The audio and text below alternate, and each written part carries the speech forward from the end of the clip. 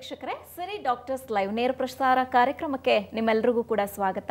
ಮೇ 12 ಅಂದ್ರೆ ನಾಳೆ mother's day ಇದೆ. ಹೀಗಾಗಿ ಇವತ್ತು ಮತ್ತೆ ನಾಳೆ ಮಹಿಳೆಯರಿಗೆ ಸಂಬಂಧಪಟ್ಟಂತ ಟಾಪಿಕ್ ಅನ್ನು ಹೊತ್ಕೊಂಡು ನಿಮ್ಮ ಮುಂದೆ ಬರ್ತಾ ಇದ್ದೀವಿ. ಅದರಂತೆ ಇವತ್ತು ಮಹಿಳೆಯರಲ್ಲಿ ಸಾಕಷ್ಟು ಸಮಸ್ಯೆಗಳು ಕಾಡ್ತಾ ಇರುತ್ತೆ. ಅಷ್ಟೇ ಅಲ್ಲದೆ ಏಜ್ ಹೋಗ್ತಾ ಹೋಗ್ತಾ ಸಾಕಷ್ಟು ಸಮಸ್ಯೆಗಳು ಅವರನ್ನ ಬಾಧಿಸ್ತಾ ಇರುತ್ತೆ. ಅದರಂತೆ ಪ್ರೆಗ್ನೆನ್ಸಿ ಆಗಿರ್ಬೋದು, ಮುಟ್ಟು ಸಂದರ್ಭದಲ್ಲಿ ಬರುವಂತ ಸಮಸ್ಯೆಗಳಾಗಿರ್ಬೋದು, ಒಂದಷ್ಟು ಸಮಸ್ಯೆಗಳನ್ನ ಅವರು ವೈದ್ಯರನ್ನ ಕನ್ಸಲ್ಟ್ ಮಾಡೋದಕ್ಕೂ ಕೂಡ ಇತ್ತೀಚಿನ ದಿನಗಳಲ್ಲಿ ಮಹಿಳೆಯರು ಹಿಂಜರಿತಾ ಇದ್ದಾರೆ. ಹೀಗಾಗಿ ಈ ಸ್ತ್ರೀ ರೋಗಕ್ಕೆ ಸಂಬಂಧಪಟ್ಟಂತೆ ಸಾಕಷ್ಟು ಡೌಟ್ಸ್ಗಳು ನಿಮ್ಮಲ್ಲೂ ಕೂಡ ಇರ್ಬೋದು, ಸಾಕಷ್ಟು ಪ್ರಶ್ನೆಗಳು ಕೂಡ ಇರ್ಬೋದು. ಇದೆಲ್ಲದಕ್ಕೂ ಕೂಡ ನಿರರ್ಗಳವಾಗಿ ಉತ್ತರವನ್ನ ನೀಡೋದಕ್ಕೆ, ನಿಮ್ಮ ಪ್ರಶ್ನೆಗಳಿಗೆ ಉತ್ತರವನ್ನ ನೀಡೋದಕ್ಕೆ ಇವತ್ತಿನ ನಮ್ಮ ಕಾರ್ಯಕ್ರಮದಲ್ಲಿ ಇದ್ದಾರೆ ಅಪೋಲೋ ಹಾಸ್ಪಿಟಲ್ ಶೇಷಾದ್ರಿಪುರಂ ಇಲ್ಲಿನ ಪ್ರಸೂತಿ ತಜ್ಞೆ ಮತ್ತು ಸ್ತ್ರೀರೋಗ ವೈದ್ಯರಾಗಿರುವಂತಹ ಡಾಕ್ಟರ್ ಸಹನಾ ಕೆಪಿ ಅವರು. ಅವರನ್ನ ಕಾರ್ಯಕ್ರಮಕ್ಕೆ ವೆಲ್ಕಮ್ ಮಾಡ್ಕೊಳ್ಳೋಣ. ಹಾಗೆ ಈ ಸ್ತ್ರೀ ರೋಗಕ್ಕೆ ಸಂಬಂಧಪಟ್ಟಂತ ಸಾಕಷ್ಟು ವಿಚಾರಗಳನ್ನ ಮಾತಾಡಿಸ್ತಾ ಹೋಗೋಣ. ಡಾಕ್ಟರ್, ಕಾರ್ಯಕ್ರಮಕ್ಕೆ ಸ್ವಾಗತ ನಿಮಗೆ. ನಮಸ್ಕಾರ. ಎಸ್, ಹಾಗೆ ನಾಳೆ ಮದರ್ಸ್ ಡೇ ಇದೆ. ನಿಮಗೂ ಕೂಡ ಮದರ್ಸ್ ಡೇಯ ವಿಶಸ್. Thank you. ನೀವು ಕೂಡ ಮದರ್ ಆಗಿರೋದ್ರಿಂದ ಡಾಕ್ಟರ್ ಅಂದರೆ ಅಫ್ಕೋರ್ಸ್ ಬ್ಯುಸಿ ಇರ್ತೀರಾ, ಹಾಸ್ಪಿಟಲಲ್ಲಿ ಇರ್ತೀರಾ. ನೀವು ಆ್ಯಸ್ ಅ ಮದರ್ ಆಗಿ ಮಕ್ಕಳಿಗೆ ಹೇಗೆ ಟೈಮ್ ಕೊಡ್ತೀರಾ, ಫ್ಯಾಮಿಲಿಗೆ ಹೇಗೆ ಟೈಮ್ ಕೊಡ್ತೀರಾ ಡಾಕ್ಟರ್? ಹೌದು, ಆ್ಯಸ್ ಇತ್ತೀಚಿನ ಕಾಲದಲ್ಲಿ ಎಲ್ಲರದು ಕೆಲಸ ಅದು ಇದು ಬ್ಯುಸಿ ಆಗ್ತಾ ಆಗ್ತಾ ಹೋಗ್ತಿದ್ದಂಗೆ ಮಕ್ಳ ಕಡೆ ಸ್ವಲ್ಪ ಕಷ್ಟ ಆಗುತ್ತೆ ಅಟೆನ್ಷನ್ ಕೊಡೋದು, ಮತ್ತು ಫ್ಯಾಮಿಲಿಗೆ ಅಟೆನ್ಷನ್ ಕೊಡೋದು ಕಷ್ಟ ಆಗುತ್ತೆ. ಬಟ್ ಏನಂದರೆ ಒಂದು ಬ್ಯಾಲೆನ್ಸನ್ನು ನೋಡಿಕೊಂಡು ಹೋಗ್ತೀವಿ. ಫ್ಯಾಮಿಲಿ ಸಪೋರ್ಟ್ ಎಲ್ಲ ತೊಗೋತೀವಿ. ಯೂಶ್ವಲಿ ತಾಯಿ ಅಥವಾ ಅತ್ತೆ ಅಥವಾ ಏನೋ ಮನೇಲಿರೋ ಫ್ಯಾಮಿಲಿ ಮೆಂಬರ್ಸು, ಹಸ್ಬೆಂಡ್ ರೋಲು ಎಲ್ಲರದು ಇಂಪಾರ್ಟೆಂಟ್ ಆಗಿಬಿಡುತ್ತೆ ನಾವು ಒಂದು ಫ್ಯಾಮಿಲಿ ಚೆನ್ನಾಗಿ ನಡ್ಸ್ಕೊಂಡು ಹೋಗ್ಬೇಕಂದ್ರೆ. ಸೊ ನಮ್ಮಲ್ಲಿ ಬ್ಯುಸಿ ಆಗ್ತಿದ್ದಂಗೆ ಬೇರೆಯವರು ಸ್ವಲ್ಪ ಹೆಲ್ಪ್ ತೊಗೊಂಡು ನಾವು ಮಾಡ್ಕೊಂಡು ಹೋಗ್ತೀವಿ. ಬಟ್ ಯಾವುದೂ ಸಫರ್ ಆಗೋಕ್ಕಾಗಲ್ಲ. ಈ ಕಡೆ ವರ್ಕು ಸಫರ್ ಆಗೋಂಗಿಲ್ಲ, ಈ ಕಡೆ ಮದರ್ಹುಡ್ಡು ಸಫರ್ ಆಗೋಂಗಿಲ್ಲ. ಸೊ ಒಂದು ಬ್ಯಾಲೆನ್ಸ್ ತೊಗೊಂಡು ಮಾಡ್ಕೊಂಡು ಹೋಗ್ಬೇಕಾಗತ್ತೆ. ಓಕೆ ಡಾಕ್ಟರ್, ಇನ್ನು ನಿಮ್ಮ ಫ್ಯಾಮಿಲಿ ಬಗ್ಗೆ ಅಂದರೆ ಮಕ್ಕಳೇನು ಮಾಡ್ತಿದ್ದಾರೆ, ಹಸ್ಬೆಂಡ್ ಬಗ್ಗೆ ಹೇಳೋದಾದರೆ, ಹಾಗೆ ಫ್ಯಾಮಿಲಿ ಜೊತೆ ನೀವು ಹೇಗೆ ಆಸ್ ಅ ಡಾಕ್ಟರ್ ಆಗಿ ಹೇಗೆ ಟೈಮ್ ಸ್ಪೆಂಡ್ ಮಾಡ್ತೀರಾ ಅನ್ನೋದ್ರ? ನಮ್ಮನೇಲಿ ಆ್ಯಕ್ಚುಲಿ ನಾವು 3 ಜನ ಡಾಕ್ಟರ್ಸ್ ಇದ್ದೀವಿ. ಸೊ ನಾವು 3 ಜನದ್ರಲ್ಲೂ ಬ್ಯುಸಿನೇ. ನಮ್ಮ ತಂದೆನೂ ಫಿಸಿಷಿಯನ್ ಇದ್ದಾರೆ, ನಮ್ಮ ಹಸ್ಬೆಂಡ್ ಪ್ಲಾಸ್ಟಿಕ್ ಸರ್ಜನ್ ಇದ್ದಾರೆ, ಮತ್ತು ನಮ್ಮದು ಗೈನಕಾಲಜಿ. ಸೊ ಆಲ್ 3 ಪ್ರಾಕ್ಟೀಸಸ್ ಎಲ್ಲ ಬ್ಯುಸಿ, ಎಲ್ಲ ಹಾಸ್ಪಿಟಲ್ ಬೇಸ್ಡು, ಕ್ಲಿನಿಕ್ ಬೇಸ್ಡ್ ಇರ್ತೀವಿ. ಬೆಳಗ್ಗೆ ಹೋದರೆ ಸಂಜೆ ಬರ್ತೀವಿ, ಒಂದೊಂದ್ಸಲ ರಾತ್ರಿ ಬರ್ತೀವಿ, ಬಂದಿರ್ತೀವಿ ಸಂಜೆ, ಮತ್ತೆ ರಾತ್ರಿ ಎದ್ದೋಗ್ತೀವಿ ಡೆಲಿವರಿ ಅದು ಇದು ಬಂದಾಗ. ಆ ಥರ ಇರುವಾಗ ನನಗೆ ಸ್ಟ್ರಾಂಗೆಸ್ಟ್ ಸಪೋರ್ಟ್ ಅಂದರೆ ನಮ್ಮ ತಾಯಿ. Because she is there. ನಮ್ಮ ಮಕ್ಕಳು, ಮನೆ ಎಲ್ಲ ಚೆನ್ನಾಗಿ ನಡ್ಕೊಂಡು ಹೋಗ್ತಾ ಇದೆ. ಆ್ಯಂಡ್ ಆ ಕಡೆ ನಮ್ಮ ಹಸ್ಬೆಂಡ್ ಕಡೆನೂ ಅಷ್ಟೇ, ನಮ್ಮ ಮದರ್-ಇನ್-ಲಾನು ವೆರಿ ಸಪೋರ್ಟಿವ್. ಏನೇ ಇದ್ರೂ ಪರವಾಗಿಲ್ಲ ಸಹನಾ, ನೀನು ಮುಗಿಸ್ಕೋಬಾ, ನಾನು ನೋಡ್ಕೋತೀನಿ ಅಂತ ಒಂದು ದಟ್ ಒನ್ ವರ್ಡ್ ಹೇಳಿದ್ರೆ ನಮಗೆ ಅಷ್ಟೇ ಸಾಕು. Everything is taken care. So that way ಎಲ್ಲ ಬ್ಯುಸಿ ಇದ್ರೂ ಕೂಡ ಒಂದು ವೀಕೆಂಡ್ ಆಗಲಿ, ಒಂದು ಹಬ್ಬ ಆಗಲಿ ಒಟ್ಟಿಗೆ ಸ್ಪೆಂಡ್ ಮಾಡೋಕ್ಕೆ ಟ್ರೈ ಮಾಡ್ತೀವಿ ಮಕ್ಕಳಿಗೆ. So that they learn about it. ಸ್ವಲ್ಪ ವೆಕೇಷನ್ಸ್ ಕರ್ಕೊಂಡು ಹೋಗೋದು, ಸೆಪ್ರೇಟಾಗಿ ಟೈಮ್ ಸ್ಪೆಂಡ್ ಮಾಡ್ತೀವಿ. ಅಂದರೆ ಬೇರೆಯವ್ರು ಯಾರ್ದು ಮಿಕ್ಸ್ ಆಗಲ್ಲ, ಜಸ್ಟ್ ಆಸ್ ಅ ಫ್ಯಾಮಿಲಿ ಆದಷ್ಟು ಟೈಮ್ ಕೊಡೋಕ್ಕೆ ಟ್ರೈ ಮಾಡ್ತೀವಿ. ಸೊ ನಡೀತಾ ಇದೆ ಹಾಗೆ. ಓಕೆ ಡಾಕ್ಟರ್, ತಾಯಿನೇ ನಿಮ್ಮ ಸ್ಟ್ರೆಂತ್ ಅಂತ ಹೇಳಿದ್ರೆ, ಈ ಕಾರ್ಯಕ್ರಮದ ಮೂಲಕ ನಿಮ್ಮ ತಾಯಿಗೆ ಏನಾದರೂ ವಿಶೇಷ ಅವ್ರಿಗೆ ಗೊತ್ತು, ದಿನ ವಿಶ್ ಮಾಡ್ತಾರೆ ಇರ್ತೀವಿ, ದಿನ ಒಬ್ರಿಗೊಬ್ರು ಒಂಥರ ಫ್ರೆಂಡ್ಸ್ ಥರ ಇದೀವಿ ನಾವಿಬ್ರು. ಸೊ ಹ್ಯಾಪಿ ಮದರ್ಸ್ ಡೇ ಅಮ್ಮ. ಓಕೆ, ಸಿಂಪಲ್ ಆಗಿ ಹೇಳ್ಬಿಟ್ರಿ. ಓಕೆ ಡಾಕ್ಟರ್, ನಾವು ಹೇಳ್ದಂಗೆ ಮಹಿಳೆಯರಲ್ಲಿ ಇತ್ತೀಚಿನ ದಿನಗಳು ತುಂಬಾ ಸಮಸ್ಯೆಗಳು ಕಾಡ್ತಾ ಇದೆ. ತುಂಬಾ ಸಮಸ್ಯೆ ಏನೇನು ಕಾಡ್ತಾ ಇದೆ ಮಹಿಳೆಯರಲ್ಲಿ ನಿಮಗೆ ಗೊತ್ತಿರೋ ಹಂಗೆ ಮಹಿಳೆಯರ ಸಮಸ್ಯೆ ಬಗ್ಗೆ ಏನು ಹೇಳ್ತೀರಾ ಡಾಕ್ಟರ್? ಸೊ ಮಹಿಳೆಯರಲ್ಲಿ ಸಮಸ್ಯೆ ಅಂದರೆ ನಾವು 3 ರೀತಿಯಲ್ಲಿ ನೋಡ್ತೀವಿ. ಅಂದರೆ ಏಜ್ ಪ್ರಕಾರ ಮೇಯ್ನು ನಾವು ಕಾನ್ಸಂಟ್ರೇಟ್ ಮಾಡೋದು. ಈಗ ಚಿಕ್ಕ ವಯಸ್ಸು ಅಂದರೆ ಈಗ ತಾನೇ ಮುಟ್ಟು ಸ್ಟಾರ್ಟ್ ಆಗಿರೋರು, ಟೀನೇಜ್ ಏಜು 20-25 ವರ್ಷದ ಒಳಗಡೆ ನೋಡೋವಂಥ ತೊಂದರೆಗಳೇ ಬೇರೆ. ಒಂದು 25 ವರ್ಷ ಆಗ್ತಿದ್ದಂಗೆ ಮದುವೆ ಆಗುತ್ತೆ, ನೆಕ್ಸ್ಟ್ ಮಕ್ಕಳು ಮಾಡ್ಕೋಬೇಕು, ಆ ಸ್ಟೇಜಲ್ಲಿ ಬರೋವಂಥ ತೊಂದರೆಗಳೇ ಬೇರೆ. ಮಕ್ಕಳೆಲ್ಲ ಆಗಿ ಅದಾದ ನಂತರ ಬರೋ ತೊಂದರೆಗಳೀಗ ಪೀರಿಯಡ್ ಪ್ರಾಬ್ಲಮ್ ಆಗ್ಬೋದು, ಅಥವಾ ಬೇರೆ ಬೇರೆ ಸಿಂಪ್ಟಮ್ಸ್ ಇರ್ಬೋದು, ಮೆನೋಪಾಸ್ ಹತ್ತತ್ರ ಅಂದರೆ ಮುಟ್ಟು ನಿಲ್ಲೋ ವಯಸ್ಸು ಬಂದಾಗ ಬರೋ ಪ್ರಾಬ್ಲಮ್ ಇರ್ಬೋದು. ಆ ಸೆಟ್ ಆಫ್ ಪ್ರಾಬ್ಲಮ್ಸೇ ಬೇರೆ. ಸೊ ಏಜ್ ಪ್ರಕಾರ ಯೂಶಲ್ ಆಗಿ ನಾವು ಅದನ್ನು ಟ್ರೀಟ್ ಮಾಡ್ಕೊಂಡು ಹೋಗ್ತೀವಿ. ಚಿಕ್ಕ ವಯಸ್ಸಲ್ಲಿ ಅಂತಂದರೆ ಈಗ ತಾನೇ ಮುಟ್ಟು ಸ್ಟಾರ್ಟ್ ಆಗಿರೋರಲ್ಲಿ ಸ್ಟಾರ್ಟಿಂಗಲ್ಲಿ ಕರೆಕ್ಟಾಗಿ ರೆಗ್ಯುಲರಾಗಿ ಆಗಲ್ಲ. 2 ತಿಂಗಳಿಗೆ 3 ತಿಂಗಳಿಗೆ ಒಂದ್ಸಲ ಆಗೋದು, ಒಂದೊಂದ್ಸಲ 6 ತಿಂಗಳು ಆಗಲ್ಲ. ಸ್ಟಾರ್ಟ್ ಆಗಿರುತ್ತೆ ಬಟ್ ಆಮೇಲೆ ಮಂತ್ಲಿ ಕರೆಕ್ಟಾಗಿ ಆಗಲ್ಲ. ಸೊ ತುಂಬ ಕಾಮನ್ ಆಗಿ ಈ ನಡುವೆ ಯಂಗ್ ಏಜ್ ಗ್ರೂಪಲ್ಲಿ ನಾವು ನೋಡೋದು ಆ ಥರ. ಸ್ವಲ್ಪ ಮದುವೆ ಆಗ್ತಿದ್ದಂಗೆ ಜಾಸ್ತಿ ನಾವು ನೋಡೋದು ಅಂತಂದರೆ ಸ್ವಲ್ಪ ಇನ್ಫೆಕ್ಷನ್ಸು, ಬಿಳಿ ಮುಟ್ಟಾಗೋದು ಅಥವಾ ಯೂರಿನ್ ಇನ್ಫೆಕ್ಷನ್ನು ಆ ಥರ ಬರ್ತಾರೆ.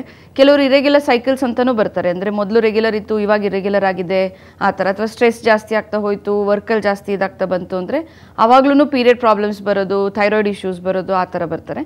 ಮತ್ತು ಪ್ರೆಗ್ನೆನ್ಸಿ ಮತ್ತು ಡೆಲಿವರಿ ಟೈಮಲ್ಲಿ ಅದರದ್ದೇ ಪ್ರಾಬ್ಲಮ್ಸ್ ಅದನ್ನು ನೋಡ್ತಾ ಇರ್ತೀವಿ. ಡೆಲಿವರಿ ಆಗಿ ನೆಕ್ಸ್ಟು ಮುಟ್ಟು ನಿಲ್ಲೋ ವಯಸ್ಸು ಬರುತ್ತೆ, ಒಂದು 45-50 ಆಗ್ತಿದ್ದಂಗೆ ನಮ್ಮ ಇಂಡಿಯನ್ ವುಮೆನಲ್ಲಿ ನೋಡ್ತಿದ್ದಂಗೆ ಅವರಲ್ಲಿ ಯೂಶಲಾಗಿ ಬೇರೆ ಥರ ತೊಂದರೆಗಳಂದರೆ ಇವಾಗ ಪೀರಿಯಡ್ ಜಾಸ್ತಿ ಹೋಗೋಕ್ಕೆ ಶುರು ಆಗುತ್ತೆ ಇದಕ್ಕಿದ್ದಂಗೆ, ಕರೆಕ್ಟಾಗಿದ್ದಿದ್ದು ಸೈಕಲ್ಲು ಇದಕ್ಕಿದ್ದಂಗೆ ಜಾಸ್ತಿ ಆಗೋದು, ಅಥವಾ ಫುಲ್ಲು ಕಮ್ಮಿ ಆಗಿಬಿಡೋದು, ಅಥವಾ ರಿಪೀಟೆಡ್ ಆಗಿ ಬ್ಯಾಕ್ ಏಕ್ಸ್ ಬರೋದು, ಮತ್ತು ಮೆನೋಪಾಸ್ ಸಿಂಪ್ಟಮ್ಸು, ಹಾಟ್ ಫ್ಲ್ಯಾಶಸ್ ಆ ಥರ ಬರೋದು, ಆ ಥರದ್ದೆಲ್ಲ ಆ ಏಜಲ್ಲಿ ನೋಡ್ತೀವಿ. ಸೊ ಅವ್ರ ಏಜ್ ಪ್ರಕಾರ ಅವ್ರು ಬಂದಾಗ ಅವ್ರ ಕಂಪ್ಲೇಂಟ್ ಏನು ಅಂತ ನೋಡಿ ಅದ್ರ ಪ್ರಕಾರ ಟ್ರೀಟ್ ಮಾಡ್ತೀವಿ. ಓಕೆ ಡಾಕ್ಟರ್, ಇನ್ನು ಮುಟ್ಟು ಅಂತ ಬಂದರೆ ಪೀರಿಯಡ್ಸ್ ಇತ್ತೀಚಿನ ದಿನಗಳಲ್ಲಿ ತುಂಬ ಜನಕ್ಕೆ ಅದ್ರ ಬಗ್ಗೆ ನಾಲೆಡ್ಜ್ ಸ್ವಲ್ಪ ಕಮ್ಮಿ ಇದೆ ಈ ಹಳ್ಳಿ ಕಡೆ ಹೋದರೆ ಆ ಥರ ಅಂತಂದ್ರೆ. ಸ್ಟಾರ್ಟಿಂಗಲ್ಲಿ ಈಗ ಹುಡುಗಿಯರಿಗೆ ಪೀರಿಯಡ್ಸ್ ಆದಂಥ ಸಂದರ್ಭದಲ್ಲಿ, ಮುಟ್ಟಾದಂಥ ಸಂದರ್ಭದಲ್ಲಿ ಯಾವ ರೀತಿಯಾಗಿ ನಾವು ಅವ್ರನ್ನ ನೋಡ್ಕೊಳ್ಬೇಕಾಗುತ್ತೆ, ಆಹಾರ ಪದ್ಧತಿ ಆಗಿರ್ಬೋದು, ಹೇಗೆ ನೋಡ್ಕೋಬೇಕು ಡಾಕ್ಟರ್? ಸೊ ಯೂಶಲಾಗಿ ನಮ್ಮ ಭಾರತೀಯ ಹೆಣ್ಮಕ್ಳಲ್ಲಿ ನಾವು ಒಂದು 9ರಿಂದ 12 ವರ್ಷದೊಳಗಡೆ ಯೂಶಲಾಗಿ ಪೀರಿಯಡ್ ಸ್ಟಾರ್ಟ್ ಆಗೋದು ನೋಡ್ತೀವಿ, ಮುಟ್ಟು ಸ್ಟಾರ್ಟ್ ಆಗುತ್ತೆ ಅಂತ. ಇತ್ತೀಚಿನ ನಡುವೆ ಸ್ವಲ್ಪ ಬೇಗನೆ ಆಗೋದು ನೋಡ್ತಾ ಇದ್ದೀವಿ. ಪ್ರಾಬಬ್ಲಿ ಲೈಫ್ ಸ್ಟೈಲ್ ಚೇಂಜಸ್ ಇರ್ಬೋದು, ಎಕ್ಸಸೈಸ್ ಇಲ್ಲ, ಮತ್ತು ಮಕ್ಕಳು ಆದಷ್ಟು ಬರೀ ಸ್ಕ್ರೀನ್ ನೋಡೋದು ಆ ಥರ ಇರುತ್ತೆ, ಒಬಿಸಿಟಿ ಜಾಸ್ತಿ ಆಗ್ತಿದೆ, ನಾವು ತೊಗೊಳ್ಳೋ ಆಹಾರದಲ್ಲಿ ತುಂಬ ಜಂಕು, ತುಂಬ ಆಯಿಲು, ಆ ಥರದ ಸ್ವೀಟ್ಸು ಅದೆಲ್ಲ ಜಾಸ್ತಿ ಇರೋದ್ರಿಂದ ಸ್ವಲ್ಪ ಪ್ಯೂಬರ್ಟಿ ಏಜು ಸ್ವಲ್ಪ ಬೇಗ ನೋಡ್ತಾ ಇದ್ದೀವಿ. ಬಟ್ ಯಾವುದೇ ಏಜ್ ಆಗಲಿ ಯೂಶಲಾಗಿ ತಾಯಿ ಅಥವಾ ಅವ್ರ ತಾಯಿ ಆಗಿದ್ದ ಏಜ್ಗೆ ಯೂಶಲಾಗಿ ಎಕ್ಸ್ಪೆಕ್ಟ್ ಮಾಡ್ತೀವಿ ಇವ್ರದ್ದು ಮುಟ್ಟಾಗುತ್ತೆ ಅಂತ. ಆಗಿದ್ದ ಟೈಮಲ್ಲಿ ನಾವು ಯೂಶಲಾಗಿ ಹುಡುಗಿಗೆ ಸ್ವಲ್ಪ ಎಜುಕೇಟ್ ಮಾಡ್ತೀವಿ. ಬೆಟರ್ ಮನೇಲಿರೋರು ಮೋಸ್ಟ್ ಆಫ್ ದ ಟೈಮ್ ಅದು ತಾಯಿನೇ ಆಗಿರ್ತಾರೆ, ಬಿಕಾಸ್ ಅವರೇ ಅವ್ರಿಗೆ ಕ್ಲೋಸ್ ಇರ್ತಾರೆ. ಅವ್ರಿಗೆ ಎಕ್ಸ್ಪ್ಲೈನ್ ಮಾಡಿ ಏನಕ್ಕೆ ಆಗ್ತಿದೆ, ಏನು ಅದ್ರದ್ದು ಮೀನಿಂಗ್ ಏನು, ಪ್ರತಿ ತಿಂಗಳು ಆಗುತ್ತಾ, ಆದಾಗ ಏನು ಮಾಡಬೇಕು ಅದೆಲ್ಲ ಹೇಳ್ತೀವಿ. ಒಂದೊಂದ್ಸಲ ಕರ್ಕೊಬರ್ತಾರೆ, ಅದನ್ನು ನಾವೇ ಹೇಳ್ಕೊಡ್ತೀವಿ. ಮತ್ತು ಅವ್ರು ಯಾವ ಪದಾರ್ಥ ಪ್ಯಾಡ್ ಯೂಸ್ ಮಾಡ್ತಾರಾ ಅಥವಾ ಏನೋ ಬಟ್ಟೆ ಯೂಸ್ ಮಾಡ್ತಾರಾ ಅದ್ರ ಪ್ರಕಾರ ಹೇಳ್ಕೊಂಡು ಹೋಗ್ತೀವಿ. ಸೊ ಯೂಶಲಾಗಿ ಸಿಟಿ ಕಡೆ ಎಲ್ಲ ಪ್ಯಾಡ್ಸ್ ಇರುತ್ತೆ, ಈ ನಡುವೆ ಕೆಲವರು ಮೆನ್ಸ್ಟ್ರಲ್ ಕಪ್ಸ್ ಎಲ್ಲ ಯೂಸ್ ಮಾಡ್ತಾರೆ. ಸೊ ಅದ್ರದ್ದು ಎಜುಕೇಷನ್ ಏನಾರ ಬೇಕಾದರೆ ನಮ್ಗೆ ಏನಾರ ಡೌಟ್ ಇದ್ದರೆ ಬಂದು ಕೇಳ್ತಾರೆ. ಮೇಯ್ನ್ ಏನಂದರೆ ಸ್ವಚ್ಛತೆ, ಕ್ಲೀನ್ ಇರಬೇಕು, ಸ್ನಾನ ಮಾಡಬೇಕು, ಹೆಲ್ತಿ ಇರಬೇಕು, ಮತ್ತು ಆದಷ್ಟು ಡ್ರೈ ಕ್ಲೋದಿಂಗ್ ಯೂಸ್ ಮಾಡಬೇಕು. ಮತ್ತು ಪ್ಯಾಡ್ ಏನಾರ ತುಂಬ ಸೋಕ್ ಆಗ್ತಿದೆ ಆ ಥರ ಏನಾರ ಇದ್ದರೆ ಹೇಗೆ ಚೇಂಜ್ ಮಾಡ್ಕೋಬೇಕು. ಈಗ ಸ್ಕೂಲ್ಗೆ ಹೋಗ್ತಿರ್ತಾರೆ, ಸ್ಕೂಲಲ್ಲಿ ಬೇರೆ ಮಕ್ಕಳೆಲ್ಲ ಇರೋ ಒಂಥರ ಸ್ವಲ್ಪ ನಾಚಿಕೆ ಆಗ್ಬೋದು ಆ ಥರ. ಸೊ ಆ ಫಿಯರ್ಸ್ನೆಲ್ಲ ನಾವು ಕಮ್ಮಿ ಮಾಡಬೇಕು. ಆ ಆ್ಯಂಗ್ಸೈಟಿ ಏನಿರುತ್ತೆ ಆ ಏಜ್ ಗ್ರೂಪ್ಗೆ ಅದನ್ನು ನಾವು ಕಮ್ಮಿ ಮಾಡಬೇಕು. ಮತ್ತು ಸ್ವಲ್ಪ ಈ ನಡುವೆ ದೊಡ್ಡವ್ರು ಆಗ್ತಾ 15-18 ಕಾಲೇಜ್ಗೆ ಹತ್ರ ಬರ್ತಿದ್ದಂಗೆ ಸ್ವಲ್ಪ ಸೆಕ್ಷುವಲ್ ಆ್ಯಕ್ಟಿವಿಟಿ ಬಗ್ಗೆ ಹೇಳಬೇಕು ಮಕ್ಕಳಿಗೆ. ಆವಾಗ ಆ ಹೆಣ್ಮಕ್ಳಿಗೆ ಎಜುಕೇಷನ್ ಇದ್ದರೆ ತಪ್ಪಾಗಲ್ಲ, ಪ್ರಾಬ್ಲಮ್ಸ್ ಬರೋದಿಲ್ಲ. ಸೊ ಅದನ್ನು ಎಜುಕೇಷನ್ ಆದಷ್ಟು ಅರ್ಲಿ ಮಾಡ್ತೀವಿ. ಇವಾಗ 16-17 ಇಯರ್ಸ್ ಏಜ್ ಗ್ರೂಪಿಗೆ ಯೂಶಲಿ ಎಲ್ಲ ಗೊತ್ತಿರುತ್ತೆ. ಸ್ವಲ್ಪ ಎಜುಕೇಟ್ ಮಾಡಬೇಕು ಮೊದಲೇ, ಏನಾಗ್ಬೋದು, ಏನು ಕಾರಣಕ್ಕಾಗತ್ತೆ ಎಲ್ಲ ಸ್ವಲ್ಪ ಎಕ್ಸ್ಪ್ಲೇನ್ ಮಾಡಿದ್ರೆ ಗೊತ್ತಿರುತ್ತೆ ಅವ್ರಿಗೆ. ಓಕೆ ಡಾಕ್ಟರ್, ಒಬ್ರು ಕಾಲರ್ ಇರ್ತಾರೆ, ಮಾತಾಡ್ಸ್ಕೊಂಡ್ಬಿಡೋಣ. ಹಲೋ ಹಲೋ, ನಮಸ್ತೆ ಮಾ, ನಿಮ್ಮ ಹೆಸರು? ಮೇಡಮ್ ಮಂಜುಳಾ ಅಂತ. ಎಲ್ಲಿಂದ ಫೋನ್ ಮಾಡ್ತಿದ್ದೀರಾ? ಮೇಡಮ್ ಇಲ್ಲಿ Bengaluru Konakunte cross. Okay, doctor ಇದ್ದಾರೆ, ನಿಮ್ಮ ಪ್ರಾಬ್ಲಮ್ ಏನಿದೆ ಮಾತಾಡಿ. Okay madam. ಹೇಳಿಮ್ಮ. ಹಲೋ, ಹೇಳಿ ಮಂಜುಳಾ ಅವರೇ. ಹಾ ಮೇಡಮ್, ನಮ್ಗೇನಿಲ್ಲ, 42 ಇಯರ್ಸ್ ನನಗೆ. ಹಾಂ, ನನಗೆ ಚೆಸ್ಟ್ ನೋವ್ತಾ ಇದೆ ಮೇಡಮ್, 2 ಚೆಸ್ಟ್ ನೋವು ಬರುತ್ತೆ. ಹಾಂ, ಮತ್ತೆ ಅದು ಒಂದ್ಸಲಿ ದಪ್ಪ ಒಂದ್ಸಲಿ ಸಣ್ಣ ಆ ಥರ ಆಗ್ತಾ ಇರುತ್ತೆ. ಹಾಂ, ಅದು ಯಾಕೆ ಅಂತ ನನಗೆ ಸ್ವಲ್ಪ ಡೌಟ್ ಇದೆ. ಓಕೆ, ಇದು ನಿಮಗೆ ಬರೀ ಪೀರಿಯಡ್ ಟೈಮಲ್ಲಿ ಆಗುತ್ತಾ ಅಥವಾ ದಿನ ಇರುತ್ತಾ? ಪೀರಿಯಡ್ ಟೈಮಲ್ಲಿ ಬರ್ತಾ ಸ್ವಲ್ಪ ಜಾಸ್ತಿ ನೋವು ಬರುತ್ತೆ. ಹಾಂ, ಮಾಮೂಲಿ ಟೈಮಲ್ಲಿ ಸ್ವಲ್ಪ ನೋವು ಇರುತ್ತೆ ಮೇಡಮ್. ಓಕೆ, ಅದೇ ಮ್ಯಾಸ್ಟಾಲ್ಜಿಯಾ ಅಂತ ಇದು ಪೇಯ್ನ್ ಏನು ಹೇಳ್ತಿದ್ದಾರಲ್ಲ, ಅದು ಯೂಶಲಾಗಿ ಮೆನೋಪಾಸ್ ಏಜ್ ಹತ್ರ ಬರ್ತಿದ್ದಂಗೆ ಸ್ವಲ್ಪ ಹಾರ್ಮೋನ್ ಫ್ಲಕ್ಚುಯೇಷನ್ ಆದಾಗ ಆ ಥರ ಆಗುತ್ತೆ. ಒಂದು ಸ್ಕ್ಯಾನ್ ಯಾವತ್ತೂ ಮಾಡಿಸಿಲ್ಲ ಅಂದರೆ ಒಂದು ಸ್ಕ್ಯಾನ್ ಮಾಡಿಸಿ, ಸ್ಕ್ಯಾನಲ್ಲೆಲ್ಲ ನಾರ್ಮಲ್ ಬಂತು ಅಂದರೆ ಯೂಶಲಿ ನಾವು ವಿಟಮಿನ್ಸ್ ಹಾಕ್ತೀವಿ. 3ರಿಂದ 6 ತಿಂಗಳು ವಿಟಮಿನ್ಸ್ ತೊಗೋಬೇಕಾಗತ್ತೆ, ಅದು ತಂತಾನೆ ಕಮ್ಮಿ ಆಗ್ತಾ ಹೋಗುತ್ತೆ. Okay madam. ಓಕೆ, ಧನ್ಯವಾದಗಳು ಮಂಜುಳಾ ಕರೆ ಮಾಡಿದ್ದಕ್ಕೆ. ಇನ್ನು ಡಾಕ್ಟರ್ ಇವರು ಹೇಳಿದ್ರು ಚೆಸ್ಟ್ ಪೇನ್ ಬರುತ್ತೆ ಅಂತ. ಈ ರೀತಿ ಪೀರಿಯಡ್ಸ್ ಆಗುವಂಥ ಸಂದರ್ಭದಲ್ಲಿ ಸಾಕಷ್ಟು ಸಿಂಪ್ಟಮ್ಸ್ ಕಾಣಿಸುತ್ತೆ. ಒಂದು ರೀತಿಯಾಗಿ ಬ್ಯಾಕ್ ಪೇನ್ ಆಗಿರ್ಬೋದು, ಚೆಸ್ಟ್ ಪೇನ್ ಆಗಿರ್ಬೋದು, ಈ ಥರ ಆಗ್ತಾ ಇರುತ್ತೆ. ತುಂಬ ಜನ ಹೆದರ್ಕೋತಾರೆ, ಏನಾಗ್ತಿದ್ಯಪ್ಪ, ಯಾಕೋ ಚೆಸ್ಟ್ ಪೇನ್ ಬರ್ತಿದೆ, ಏನಾಗಿರ್ಬೋದು ಅಂತ. ಈ ಲಕ್ಷಣಗಳ ಬಗ್ಗೆ ಹೇಳೋದಾದ್ರೆ ಏನೇನು ಬರುತ್ತೆ ಡಾಕ್ಟರ್? ಯೂಶಲಿ ನೀವು ಹೇಳಿರೋದು ಟೈಮ್ ಅಂದ್ರೆ ಪ್ರೀ ಮೆನ್ಸ್ಟ್ರಲ್, ಅಂದರೆ ಪೀರಿಯಡ್ ಆಗೋಕ್ಕೆ ಮುಂಚೆ ಬರೋ ಒಂದು 2-3 ದಿವಸ ಮುಂಚೆ ಸ್ಟಾರ್ಟ್ ಆಗುತ್ತೆ ಈ ಸಿಂಪ್ಟಮ್ಸ್ ಎಲ್ಲ.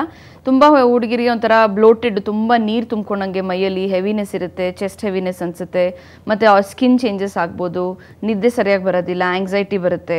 ಮತ್ತು ತುಂಬ ಹುಡುಗಿರಲ್ಲಿ ನಾವು ನೋಡಿದಂಗೆ ಲೇಡೀಸಲ್ಲೂ ತುಂಬ ಮೂಡ್ ಸ್ವಿಂಗ್ಸ್ ಬರುತ್ತೆ, ಸಡನ್ನಾಗಿ ಕೋಪ ಬರೋದು, ಸಡನ್ನಾಗಿ ಬೇಜಾರಾಗೋದು, ಏನಕ್ಕೆ ಅಳು ಬರ್ತಿದೆ ಗೊತ್ತಿರಲ್ಲ. ಸೊ ತುಂಬ ಕಾಮನ್ ಆಗಿ ಈ ಟೈಮಲ್ಲಿ ಏನಾಗುತ್ತೆ, ಹಾರ್ಮೋನ್ ಲೆವೆಲ್ಸು ತುಂಬ ಫ್ಲಕ್ಚುಯೇಟ್ ಆಗುತ್ತೆ. ಸೊ ಹಾರ್ಮೋನ್ ಲೆವೆಲ್ಸ್ ಫ್ಲಕ್ಚುಯೇಟ್ ಆದಾಗ ಅವ್ರಿಗೆ ಗೊತ್ತಿರಲ್ಲ ಯಾಕೆ ಆ ಥರ ಆಗ್ತಿರುತ್ತೆ ಅಂತ. ಅದು ಕರೆಕ್ಟಾಗಿ ಪೀರಿಯಡ್ ಆಗೋ ತನಕ ಬರುತ್ತೆ. ಪೀರಿಯಡ್ ಆದ ತಕ್ಷಣ ನಿಮ್ಮ ಫ್ರೆಶ್ ಸೈಕಲ್ ಸ್ಟಾರ್ಟ್ ಆಗ್ತಿದ್ದಂಗೆ ಹಾರ್ಮೋನ್ ಸೈಕಲು ಫ್ರೆಶ್ ಆಗಿ ಸ್ಟಾರ್ಟ್ ಆಗುತ್ತೆ. ಸೊ ಈ ಟೈಮಲ್ಲಿ ಏನು ಮಾಡ್ತೀವಿ, ಇನಿಷಿಯಲಿ ಮೈಲ್ಡ್ ಇದೆ ಅಂದರೆ ಸ್ವಲ್ಪ ಲೈಫ್ ಸ್ಟೈಲ್ ಚೇಂಜಸ್ಸು, ಎಕ್ಸಸೈಸ್, ಒಂದು ಸ್ವಲ್ಪ ಯೋಗ ಏನಾರ ಕಲ್ತಿದ್ರೆ ಯೋಗ ಮಾಡಿ ಅಂತ ಹೇಳ್ತೀವಿ. ಆದಷ್ಟು ತುಂಬ ಕ್ರೇವಿಂಗ್ ಇರುತ್ತೆ, ಅದು ತಿನ್ನಬೇಕು ಇದು ತಿನ್ನಬೇಕು, ಅದನ್ನು ಸ್ವಲ್ಪ ಕಟ್ ಡೌನ್ ಮಾಡಬೇಕು. ತುಂಬ ಶುಗರ್ಸು, ತುಂಬ ಸ್ಪೈಸಸ್ಸು, ಆ ಥರ ತುಂಬ ಮಸಾಲೆ ಊಟ ಅದನ್ನೆಲ್ಲ ಆದಷ್ಟು ಕಟ್ ಡೌನ್ ಮಾಡಿ ಆ ಟೈಮಲ್ಲಿ. ಈಟ್ ಹೆಲ್ತಿ, ತುಂಬ ಚೆನ್ನಾಗಿ ನೀರು ಕುಡಿಯೋಕ್ಕೆ ಹೇಳ್ತೀವಿ. ಯೂಶಲಾಗಿ ಪೀರಿಯಡ್ ಆಗ್ತಿದ್ದಂಗೆ ಸರಿ ಹೋಗುತ್ತೆ. ಸಮ್ಟೈಮ್ಸ್ ತುಂಬ ಸಿವಿಯರ್ ಆಗಿಬಿಡುತ್ತೆ, ಅಂದರೆ ಅವ್ರಿಗೆ ಎದ್ದು ಹೋಗಿ ಸ್ಕೂಲ್ಗೆ ಹೋಗೋಕ್ಕಾಗಲ್ಲ, ಕಾಲೇಜ್ಗೆ ಹೋಗೋಕ್ಕಾಗಲ್ಲ, ಅಥವಾ ಕೆಲಸಕ್ಕೆ ಎದ್ದು ಹೋಗೋಕ್ಕಾಗಲ್ಲ, ಡಿಪ್ರೆಷನ್ಗೆ ಹೋಗ್ಬಿಡ್ತಾರೆ ಆ ಟೈಮಲ್ಲಿ. ಸೊ ಅಂಥ ಟೈಮಲ್ಲಿ ಡಾಕ್ಟರ್ ನೋಡೋದು ಬೆಟರು. ಸ್ವಲ್ಪ ಮೆಡಿಕೇಶನ್ಸ್ ಇರುತ್ತೆ ಇದಕ್ಕೆ, ಆ ಫೇಸಿಗೆ ಮಾತ್ರ ಕೊಡುವಂಥದ್ದು ಇರುತ್ತೆ, ಅದನ್ನು ನೋಡಿ ತೊಗೊಳ್ಳೋದು ಒಳ್ಳೆಯದು. ಓಕೆ ಡಾಕ್ಟರ್, ಇನ್ನೊಬ್ರು ಕಾಲರ್ ಇದ್ದಾರೆ. ಹಲೋ ಹಲೋ, ನಮಸ್ತೆ, ನಿಮ್ಮ ಹೆಸರು? ಮಂಗಳ ಅಂತ ಮೇಡಮ್. ಮಂಗಳ ಅಂತ, ಎಲ್ಲಿಂದ ಕಾಲ್ ಮಾಡ್ತಿದ್ದೀರಾ? ಬೆಂಗಳೂರಿಂದ ಮೇಡಮ್. ಬೆಂಗಳೂರಿಂದಾನೆ. ಓಕೆ, ಡಾಕ್ಟರ್ ಇದ್ದಾರೆ, ನಿಮ್ಮ ಪ್ರಾಬ್ಲಮ್ ಏನಿದೆ ಹೇಳಿ. Okay okay. ಹಲೋ. ಹಾಂ ಹೇಳಿ ಮಂಗಳವರೇ. ನಮಸ್ತೆ ಮೇಡಮ್. ನಮಸ್ತೆ. ನನಗೆ ಒಂದು ಗರ್ಭಕೋಶ ಆಪರೇಷನ್ ಆಯ್ತು ಮೇಡಮ್. ಹಾಂ, ಗರ್ಭಕೋಶ ಆಪರೇಷನ್ ಆಗಿ ಮತ್ತೆ ನೆಕ್ಸ್ಟ್ ಇವಾಗ 4 years ಆಯ್ತು ಆಗಿ, ಮತ್ತೆ ಇವಾಗ ಅರ್ಣಿಯ ಅಂತ ಹೇಳಿ ಆಪರೇಷನ್ ಆಯ್ತು ಹಾಂ, ಮತ್ತೆ ಒಂದ್ಸಲ. ಹಾಂ, ಅದಾದ್ಮೇಲೆ 2 ಸೈಡ್ ನೋವು ಬರುತ್ತೆ ಮೇಡಮ್ ನನ್ಗೆ, ಅಂದ್ರೆ ತುಂಬಾ ಸುಸ್ತು, ತಲೆನೋವು ಜಾಸ್ತಿ ಬರುತ್ತೆ. ಹಾಂ, ಅದಕ್ಕೆ ಏನಾದ್ರು ಸಜೆಷನ್ ಇದೆಯಾ, ಏನ್ ಮಾಡ್ಬೇಕು ಅಂತ ಗೊತ್ತಾಗ್ತಾ ಇಲ್ಲ. ಡಾಕ್ಟರ್ ಹತ್ರ ತೋರ್ಸಿದೀವಿ ನಾವು, ಹಾಂ. ಆದ್ರೂ ಕಮ್ಮಿ ಆಗ್ತಾ ಇಲ್ಲ. ಕೈ ನೋವು ಬರುತ್ತಾ? ಅಲ್ಲಲ್ಲ, ಸುಸ್ತು ಜಾಸ್ತಿ, ಸೈಡ್ 2 ಸೈಡ್ ನೋವು ಬರುತ್ತೆ ಮೇಡಮ್, ಮತ್ತೆ ತುಂಬಾ ತಲೆನೋವು ಬರುತ್ತೆ. ಓಕೆ. ಸೊ ಯೂಶಲಿ ಈ ಥರ ಕೈ ನೋವು, ಜಾಯಿಂಟ್ ಪೇನ್ಸು ಆ ಥರ ಇದ್ದರೆ ಅದರ ವಿಟಮಿನ್ ಡಿಫಿಷಿಯನ್ಸೀಸ್ ಇರ್ಬೋದು. ಒಂದ್ಸಲ ವಿಟಮಿನ್ಸ್ ಎಲ್ಲ ಚೆಕ್ ಮಾಡಿಸ್ಕೊಳ್ಳಿ, ಒಂದು ಟೆಸ್ಟ್ ಮಾಡಿಸ್ಕೊಂಡು. ಹಾಂ, ಆ ರಿಪೋರ್ಟ್ಸ್ ಎಲ್ಲ ನೋಡಿಕೊಂಡು ಸಪ್ಲಿಮೆಂಟ್ಸ್ ಹಾಕ್ತೀವಿ. ಯೂಶಲಾಗಿ ಕ್ಯಾಲ್ಶಿಯಮು ಮತ್ತು ವಿಟಮಿನ್ ಡಿ ಅದೆಲ್ಲ ಹಾಕ್ತೀವಿ. ಒಂದು 3 to 6 months ತೊಗೊಂಡ್ರೆ ಕಮ್ಮಿ ಆಗುತ್ತೆ. ಹೌದಾ? ಸರಿ. ಓಕೆ ಡಾಕ್ಟರ್ ಒಬ್ರು ಕಾಲರ್ ಇದ್ದಾರೆ, ಮಾತಾಡ್ಸ್ಕೊಂಡ್ಬಿಡೋಣ. ಹಲೋ. ಹಲೋ. ಹಲೋ, ನಮಸ್ತೆ, ಎಲ್ಲಿಂದ ಕಾಲ್ ಮಾಡ್ತಿದ್ದೀರಾ? ಬೆಂಗಳೂರಿಂದ ಮೇಡಮ್. ನಿಮ್ಮ ಹೆಸರು? ಸುಜಾತ. ಸುಜಾತ. ಓಕೆ ಸುಜಾತ ಅವರೇ, ಡಾಕ್ಟರ್ ಇದ್ದಾರೆ, ನಿಮ್ಮ ಸಮಸ್ಯೆ ಏನಿದೆ ಹೇಳಿ. ಹೇಳಿ ಸುಜಾತ ಅವರೇ. ನಮಸ್ತೆ ಮೇಡಮ್. ನಮಸ್ತೆ. ನನ್ನ ಮಗಳು 18 year ಇವಾಗ, 17 ಕಂಪ್ಲೀಟ್ ಆಗಿ 18. ಪೀರಿಯಡ್ ಸರಿಯಾಗಿ ಆಗ್ತಾ ಇಲ್ಲ ಮೇಡಮ್. 4 ಸ್ಕ್ಯಾನಿಂಗ್ ಎಲ್ಲ ಮಾಡಿದ್ವಿ, ಆದ್ರೆ PCOD ಇದೆ, ನೀರ್ಗುಳ್ಳೆ ಇದೆ ಅಂತ ಹೇಳ್ತಾ ಇದಾರೆ. ಅದೇನು ಆಗಲ್ಲ, ನಾರ್ಮಲ್ ಅದು ಅಂತ ಹೇಳ್ತಾ ಇದಾರೆ. ಏನ್ ಮಾಡ್ಬೇಕು ಮೇಡಮ್? ಎಷ್ಟು ದಿನಕ್ಕೊಂದ್ಸಲ ಆಗುತ್ತೆ? 6 months, 4 months. ಓಕೆ. ತೂಕ ಎಷ್ಟಿದ್ದಾರೆ? ತೂಕ 58 ಇದ್ದಾರೆ. ಓಕೆ. ಸೊ ಮೇಯ್ನು PCOD PCOS ಇರುವಾಗ ಪೀರಿಯಡ್ಸು ಕರೆಕ್ಟಾಗಿ ಮಂತ್ಲಿ ಆಗೋದಿಲ್ಲಮ್ಮ. ಚಿಕ್ಕ ವಯಸ್ಸಿರುವಾಗ ನಾವು ಆದಷ್ಟು ಪಿಲ್ಸ್ ಎಲ್ಲ ಜಾಸ್ತಿ ಕೊಡಲ್ಲ, ಏಕೆಂದರೆ ಹಾರ್ಮೋನ್ ಫ್ಲಕ್ಚುಯೇಷನ್ ಆಗಿರುತ್ತೆ ಅವ್ರಿಗಾಗ್ಲೇ. ಆದಷ್ಟು ಅವರು ಸ್ವಲ್ಪ ವೆಯ್ಟ್ ಲಾಸ್ ಮಾಡಲಿ, ಎಕ್ಸಸೈಸು, ದಿನ ಯೋಗ, ಒಂದು 30 to 40 minutes ಎಕ್ಸಸೈಸ್ ಮಾಡಿ, ಒಂದು 5 to 10%, ಅಂದರೆ ಒಂದು 3 ರಿಂದ 5 kg ಕಡಿಮೆ ಮಾಡಬೇಕಾಗತ್ತೆ. ಹೌದು. ತೂಕ ಕಡಿಮೆ ಆಗ್ತಿದ್ದಂಗೆ ಯೂಶಲಾಗಿ ಹಾರ್ಮೋನ್ ಬ್ಯಾಲೆನ್ಸ್ ವಾಪಸ್ ಬರುತ್ತೆ. ಮತ್ತು ಆಹಾರದಲ್ಲಿ ಎಲ್ಲ ಜಂಕು ಎಲ್ಲ ಕಮ್ಮಿ ಮಾಡಿ, ಆದಷ್ಟು ಬರೀ ಹೆಲ್ತಿ ಊಟ ಮಾಡಲಿ. ಓಕೆ. ಸ್ಟ್ರೆಸ್ ಏನಾರ ಜಾಸ್ತಿನಾ, ಎಕ್ಸಾಮ್ಸು ಆ ಥರ? ಹಾಂ, ಸೊ ಟೆನ್ಷನ್ನು, ಸ್ಟ್ರೆಸ್ ಎಲ್ಲ ಸ್ವಲ್ಪ ಕಮ್ಮಿ ಮಾಡಬೇಕಾಗತ್ತೆ. ಹೌದು. ಓಕೆ. ಓಕೆ, ಧನ್ಯವಾದಗಳು ಕರೆ ಮಾಡಿದ್ದಕ್ಕೆ. ಇನ್ನು ಡಾಕ್ಟರ್, ಇವ್ರ ಕಾಲರ್ ಹೇಳ್ದಂಗೆ ಇತ್ತೀಚಿನ ದಿನಗಳಲ್ಲಿ PCOD PCOS ಈ ಥರ ತುಂಬ ಪ್ರಾಬ್ಲಮ್ಸ್ ಕಾಡ್ತಾ ಇದೆ. ಇದು ಯಾಕೆ? ಲೈಫ್ ಸ್ಟೈಲಿಂದ ಬರುತ್ತಾ? ಇದು ಬಂದ ಮೇಲೆ ಯಾವ ರೀತಿಯಾಗಿರುತ್ತೆ ಲೈಫ್ ಸ್ಟೈಲು? ಏನೇನು ನಾವು ತಗೋಬೇಕು, ಆಹಾರ ಆಗಿರ್ಬೋದು, ಡಯಟ್ ಆಗಿರ್ಬೋದು, ಏನು ಮಾಡಬೇಕು ಡಾಕ್ಟರ್? ಸೊ PCOS ಅನ್ನೋದು ಈ ನಡುವೆ ಲೈಫ್ ಸ್ಟೈಲ್ ಡಿಸಾರ್ಡರೇ ಆಗಿದೆ. ಅದು ಸ್ವಲ್ಪ ಜೆನೆಟಿಕ್ ಲಿಂಕ್ ಇದೆ, ಬಟ್ ಎಕ್ಸಾಕ್ಟ್ ಕಾಸ್ ಏನು ಅಂತ ಪತ್ತೆ ಹಚ್ಚಕ್ಕೆ ಕಷ್ಟ. ಅದನ್ನು ಬರೀ ಓವರೀಸ್ ಆಗಲಿ, ಬರೀ ಪೀರಿಯಡ್ಸ್ಗೆ ಅಂತ ಆ ಥರ ಟ್ರೀಟ್ ಮಾಡಲ್ಲ. ಇವಾಗ ನಾವು PCOS ಅಂದರೆ ಸಿಂಡ್ರೋಮ್ ಥರ, ಅಂದರೆ ಎಲ್ಲ ಅಂಗಾಂಗಗಳಿಗೂ ಇನ್ವಾಲ್ವ್ಮೆಂಟ್ ಇರುತ್ತೆ. ಸೊ ಇದರಲ್ಲಿ ನೋಡಿಕೊಂಡು ಟ್ರೀಟ್ ಮಾಡ್ತೀವಿ. ಸೊ ಸಪೋಸ್ ಯಂಗರ್ ಏಜ್ ಗ್ರೂಪಲ್ಲಿ ನೀವು ಹೇಳ್ದಂಗೆ ತುಂಬ ಹುಡುಗಿರು ಪೀರಿಯಡ್ ಕರೆಕ್ಟಾಗಿ ಆಗ್ತಿಲ್ಲ, ವೆಯ್ಟ್ ಗೇನ್ ಆಗ್ತಿದ್ದೀವಿ, ಮತ್ತು ಮುಖದ ಮೇಲೆಲ್ಲ ಸ್ವಲ್ಪ ಕೂದಲು ಜಾಸ್ತಿ ಬರ್ತಾ ಇದೆ, ಅದ್ರ ಚೇಂಜಸ್ ನೋಟಿಸ್ ಮಾಡ್ತಾರೆ, ಪಿಂಪಲ್ಸ್ ಆಗ್ತಾ ಇರುತ್ತೆ, ಹೇರ್ ಫಾಲ್ ಆಗ್ತಿರುತ್ತೆ. ಸೊ ಇದೆಲ್ಲ ಯೂಶಲಾಗಿ ಸಿಂಪ್ಟಮ್ಸು PCOSಲ್ಲಿ. ಅವ್ರು ಬಂದಾಗ ಅವ್ರದ್ದು ಏನಿದೆ ಬಾಡಿ ವೆಯ್ಟು, ಮತ್ತು ಅವ್ರ BMI ಯಾವ ಥರ ಇದೆ, ಅವ್ರ ಲೈಫ್ ಸ್ಟೈಲ್ ಏನಿದೆ, ಈಗ ನಾನು ಕೇಳಿದ್ನಲ್ಲ, ಸ್ಟ್ರೆಸ್ ಏನಾರೋ ಇದೆಯಾ, ಎಜುಕೇಷನಲ್ ಸ್ಟ್ರೆಸ್ ಇದೆಯಾ, ವರ್ಕಲ್ ಸ್ಟ್ರೆಸ್ ಇದೆಯಾ, ಅಥವಾ ಅವ್ರು ನೆಕ್ಸ್ಟ್ ಏನಾರು ಮದುವೆ ಆಗಿದೆ, ನೆಕ್ಸ್ಟು ಪ್ರೆಗ್ನೆನ್ಸಿಗೆ ಟ್ರೈ ಮಾಡ್ತಾ ಇದ್ದಾರಾ. ಸೊ ಅವ್ರದ್ದು ಯಾವ ಪ್ರಾಬ್ಲಮ್ ಇದೆ ಅದ್ರ ಪ್ರಕಾರ ಟ್ರೀಟ್ ಮಾಡ್ತೀವಿ. ಯಂಗರ್ ಏಜ್ ಗ್ರೂಪ್ ಗರ್ಲ್ಸಲ್ಲಿ ಆದಷ್ಟು ನಾವು ಎಕ್ಸಸೈಸು, ಲೈಫ್ ಸ್ಟೈಲ್ ಚೇಂಜಸ್ ಅಷ್ಟೇ ಹೇಳ್ತೀವಿ, ಡಯಟ್ ಚೇಂಜ್ ಹೇಳ್ತೀವಿ, ದಿನ ಎಕ್ಸಸೈಸ್ ಒಂದು 30 to 40 minutes ಮಾಡಿ ಅಂತೀವಿ. ವೆಯ್ಟ್ ಲಾಸ್ ಟಾರ್ಗೆಟ್ ಹೇಳ್ತೀವಿ, ಒಂದು 5 to 10%. ನೆಕ್ಸ್ಟ್ 2 to 3 monthsಲ್ಲಿ ಸ್ಲೋ ಆಗಿ ಮಾಡ್ಕೊಂಡು ಹೋಗಿ ಅಂತ. ಕೆಲವು ಸಲ ಡಯಟಿಷಿಯನ್ ಹತ್ರ ಒಂದು ಡಯಟ್ ಚಾರ್ಟ್ ಎಲ್ಲ ಬರೆಸಿ ಅದನ್ನು ಫಾಲೋ ಮಾಡಿ ಅಂತಲೂ ಹೇಳ್ತೀವಿ. ಸೊ ಯೂಶಲಾಗಿ ಕರೆಕ್ಟಾಗಿ ಮಾಡಿದ್ರೆ ಒಂದು 3 to 6 monthsಲ್ಲಿ ರಿಸಲ್ಟ್ಸ್ ನೋಡ್ಬೋದು. ಬಟ್ ಏನಂದರೆ PCOSಲ್ಲಿ ಸಡನ್ನಾಗಿ ವೆಯ್ಟ್ ಗೇನ್ ಆಗೋದು, ಆ ಥರದ್ದೆಲ್ಲ ಅವಾಯ್ಡ್ ಮಾಡಬೇಕು. ಬಾಡಿ ವೆಯ್ಟ್ ಮೇಂಟೈನ್ ಆದರೆ ಯೂಶ್ವಲಾಗಿ PCOS ಒಳ್ಳೆ ಕಂಟ್ರೋಲಲ್ಲಿ ಇರುತ್ತೆ. ನೆಕ್ಸ್ಟು ಕನ್ಸೀವ್ ಆಗಕ್ಕೆ ಟ್ರೈ ಮಾಡ್ತಿರೋರಲ್ಲಿ ಅದ್ರ ಪ್ರಕಾರ ಟ್ರೀಟ್ಮೆಂಟ್ ಕೊಡ್ತೀವಿ. ಸೊ ಅವ್ರಿಗೆ ಕರೆಕ್ಟಾಗಿ ಆ ಟೈಮಿಗೆ ಮೊಟ್ಟೆ ಬರೋದು, ಒಂದು ಮೊಟ್ಟೆ ಕರೆಕ್ಟಾಗಿ ಬೆಳೆಯೋದು, ರಿಲೀಸ್ ಆಗೋದು ಆಗ್ತಿರಲ್ಲ. ಸೊ ಈ ಪೇಷಂಟ್ಗೆ ಅದ್ರ ಪ್ರಕಾರ ಡೈರೆಕ್ಟೆಡ್ ಟ್ರೀಟ್ಮೆಂಟ್ ಕೊಡ್ತೀವಿ. ಸೊ ದಟ್ ಕರೆಕ್ಟಾಗಿ ಎಗ್ಗು ಫಾರ್ಮ್ ಆಗಿ ಎಗ್ ಮೆಚ್ಯೂರ್ ಆಗಲಿ ಅಂತ ಹಾಕಿ ಟ್ರೀಟ್ಮೆಂಟ್ ಕೊಡ್ತೀವಿ. ಬಟ್ ಯೂಶ್ವಲಾಗಿ ಲೈಫ್ ಸ್ಟೈಲ್ ಡಿಸಾರ್ಡರ್ ಆಗಿರೋದ್ರಿಂದ ಸ್ಟಾರ್ಟಿಂಗಿಂದನೇ ಅಂದರೆ ಪೀರಿಯಡ್ ಸ್ಟಾರ್ಟ್ ಆಗುತ್ತಲ್ಲ ಹುಡುಗಿರಿಗೆ, ಆವಾಗಲಿಂದನೇ ಸ್ವಲ್ಪ ಕೇರ್ಫುಲ್ಲಾಗಿದ್ದು ಜಂಕ್ ಕಟ್ ಡೌನ್ ಮಾಡಿ ಎಕ್ಸಸೈಸ್ ಮಾಡಿಕೊಂಡು, ಯೂಶ್ವಲಾಗಿ ಈ ನಡುವೆ ನಾವು ನೋಡೋದೇ ಇಲ್ಲ ಗೇಮ್ಸ್ ಆಡೋದಾಗಲಿ ಸ್ಪೋರ್ಟ್ಸ್ ಆಡೋದಾಗಲಿ, ಯಂಗ್ ಗರ್ಲ್ಸಲ್ಲಿ ನೋಡಲ್ಲ, ಯಾರು ಕೇಳಿದ್ರು ಏನು ಗೇಮ್ ಆಡಲ್ಲ ಅಂತಲೇ ಅಂತಾರೆ. ಸೊ ಅದನ್ನು ಸ್ವಲ್ಪ ಈ ನಡುವೆ ಇನ್ಕಲ್ಕೇಟ್ ಮಾಡೋಕ್ಕೆ ನೋಡ್ತಾ ಇದ್ದೀವಿ. ಓಕೆ ಡಾಕ್ಟರ್, ಒಬ್ರು ಕಾಲರ್ ಇದ್ದಾರೆ. ಹಲೋ ಹಲೋ ಹಲೋ, ದಯವಿಟ್ಟು ನಿಮ್ಮ ಟಿವಿ ವಾಲ್ಯೂಮನ್ನು ಮ್ಯೂಟ್ ಮಾಡಿ ಮಾತಾಡಿ. ಹಾಂ ಮೇಡಮ್. ಓಕೆ, ನಿಮ್ಮ ಹೆಸರು? ನಮ್ಮ ಹೆಸರು ವಂದನಾ ಅಂತ ಮೇಡಮ್. ಎಲ್ಲಿಂದ ಕಾಲ್ ಮಾಡ್ತಿದ್ದೀರಾ?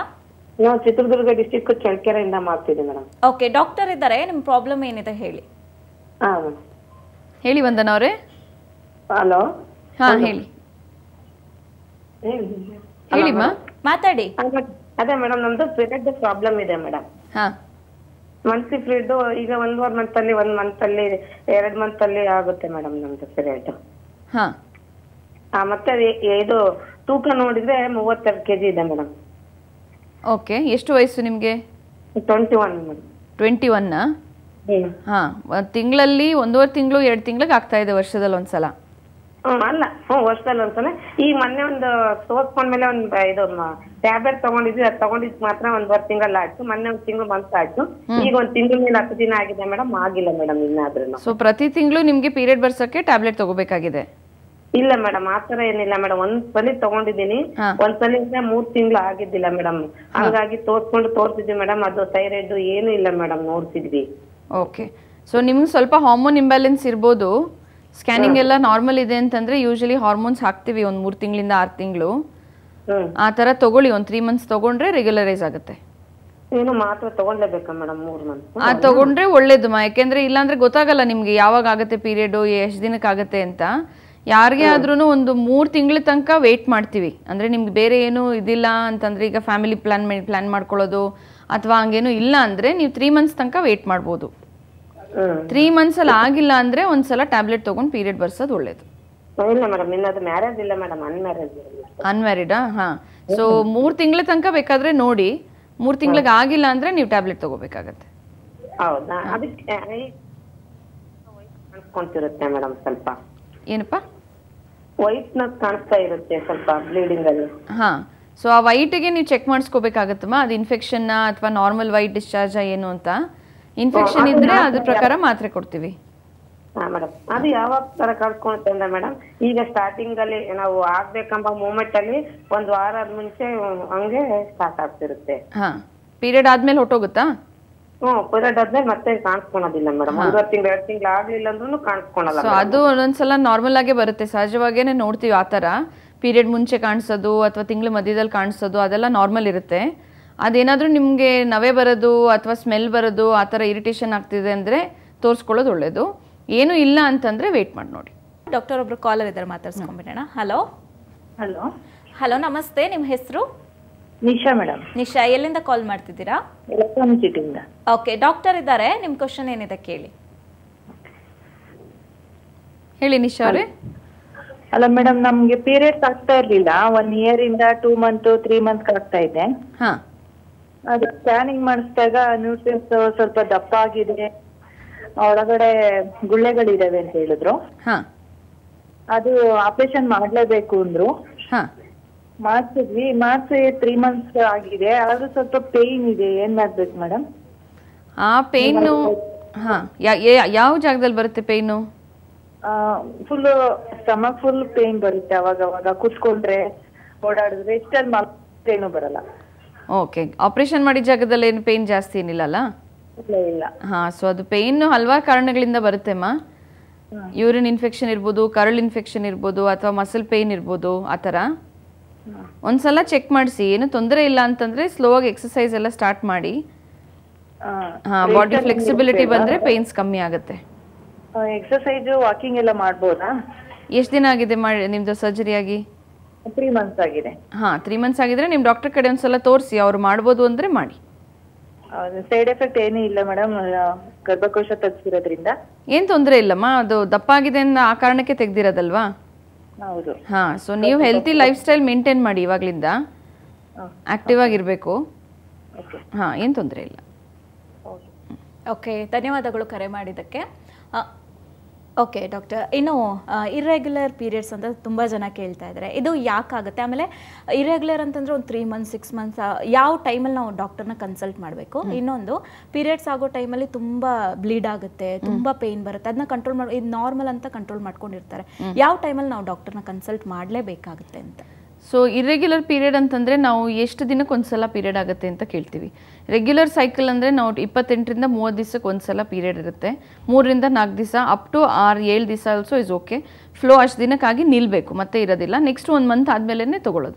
ಲೆಕ್ಕ ಯಾವತ್ತು ನಾವು first day of the period ಯಾವತ್ತು ಸ್ಟಾರ್ಟ್ ಆಯ್ತಲ್ಲ ಆ ಡೇಟಿಂದ ನೆಕ್ಸ್ಟ್ ಡೇಟಿಗೆ ಕ್ಯಾಲ್ಕುಲೇಟ್ ಮಾಡ್ತೀವಿ. ಸೊ ಪೀರಿಯಡ್ ಇರ್ರೆಗ್ಯುಲರ್ ಅಂತಂದರೆ 30 ದಿವಸಕ್ಕೆ ಆಗ್ತಾ ಇರೋರಲ್ಲಿ ಇದಕ್ಕಿದಂಗೆ 40 ದಿವಸಕ್ಕೆ ಹೋಗುತ್ತೆ, 45 ದಿವಸಕ್ಕೆ ಹೋಗುತ್ತೆ, 50 ದಿವಸಕ್ಕೆ ಹೋಗುತ್ತೆ, ಆಮೇಲೆ ಇದಕ್ಕಿದಂಗೆ ಕಮ್ಮಿ ಬಂದ್ಬಿಡುತ್ತೆ, 25 ದಿವಸಕ್ಕೆ ಆಗುತ್ತೆ. ಸೊ ಅದನ್ನು ನಾವು ಇರ್ರೆಗ್ಯುಲರ್ ಪೀರಿಯಡ್ ಅಂತ ಹೇಳ್ತೀವಿ. ವರ್ಷದಲ್ಲಿ 1 ಸೈಕಲ್ 2 ಸೈಕಲ್ ಇರೆಗ್ಯುಲರ್ ಆಯಿತು ಅಂದರೆ ಏನು ತೊಂದರೆ ಇಲ್ಲ. 3 ಸೈಕಲ್ಗಿನ್ನ ಜಾಸ್ತಿ ಇರೆಗ್ಯುಲರ್ ಆಗೋಕ್ಕೆ ಶುರು ಆಯಿತು ಅಂದರೆ ಬೆಟರ್ ಒಂದ್ಸಲ ಭೇಟಿ ಆಗಬೇಕಾಗುತ್ತೆ ಡಾಕ್ಟ್ರನ್ನ. ಅದ್ರ ಜೊತೆ ಬೇರೆ ಸಿಂಪ್ಟಮ್ಸ್ ನೋಡ್ತಾರೆ. ಯಾಕಂದರೆ ಯೂಶಲಾಗಿ ಪೀರಿಯಡ್ ಇರೆಗ್ಯುಲರ್ ಆಯಿತು ಅಂದರೆ ವೆಯ್ಟ್ ಗೇನ್ ಆಗ್ತಿದೆ ಅಂತ ಹೇಳ್ತಾರೆ, ಸ್ಕಿನ್ ಚೇಂಜ್ ಇರುತ್ತೆ, ಮೂಡ್ ಚೇಂಜ್ ಇರುತ್ತೆ, ಹೇರ್ ಚೇಂಜಸ್ ಇರುತ್ತೆ. ಸೊ ಆ ಚೇಂಜಸ್ ಇದ್ದವರಲ್ಲಿ ಬೇಗನೆ ಭೇಟಿ ಆಗೋದು ಒಳ್ಳೆಯದು. ಈ ಮತ್ತು ಹೆವಿ ಫ್ಲೋ ಯಾವ ಕಾರಣಕ್ಕಾಗುತ್ತೆ ಅಂದರೆ ಹೆವಿ ಫ್ಲೋ ಮತ್ತು ಯಾವ ಏಜ್ ಗ್ರೂಪಲ್ಲಿ ಆಗುತ್ತೆ ಅಂತ ನೋಡ್ತೀವಿ. ಯೂಶಲಾಗಿ ಹೆವಿ ಫ್ಲೋ ಒಂದು 40 ಇಯರ್ಸ್ ದಾಟ್ತಿದ್ದಂಗೆ ಯೂಶಲಾಗಿ ಹೆವಿ ಫ್ಲೋ ಬರೋದು ಶುರು ಆಗುತ್ತೆ. ಸೊ 3-4 ಕಾರಣ ಇರುತ್ತೆ. ಒಂದು ಸಿಸ್ಟಮಿಕ್ ಕಾಸಸ್ ಏನಾರ ಇದೆಯಾ, ಬೇರೆ ಕಾರಣಗಳಿದೆ, ಈಗ ಥೈರಾಯ್ಡು ಎಲ್ಲ ಹೇಳಿದ್ರಲ್ಲ ಆ ಥರ ಇದೆಯಾ ಅಂತ ಅದು ಚೆಕ್ ಮಾಡ್ತೀವಿ.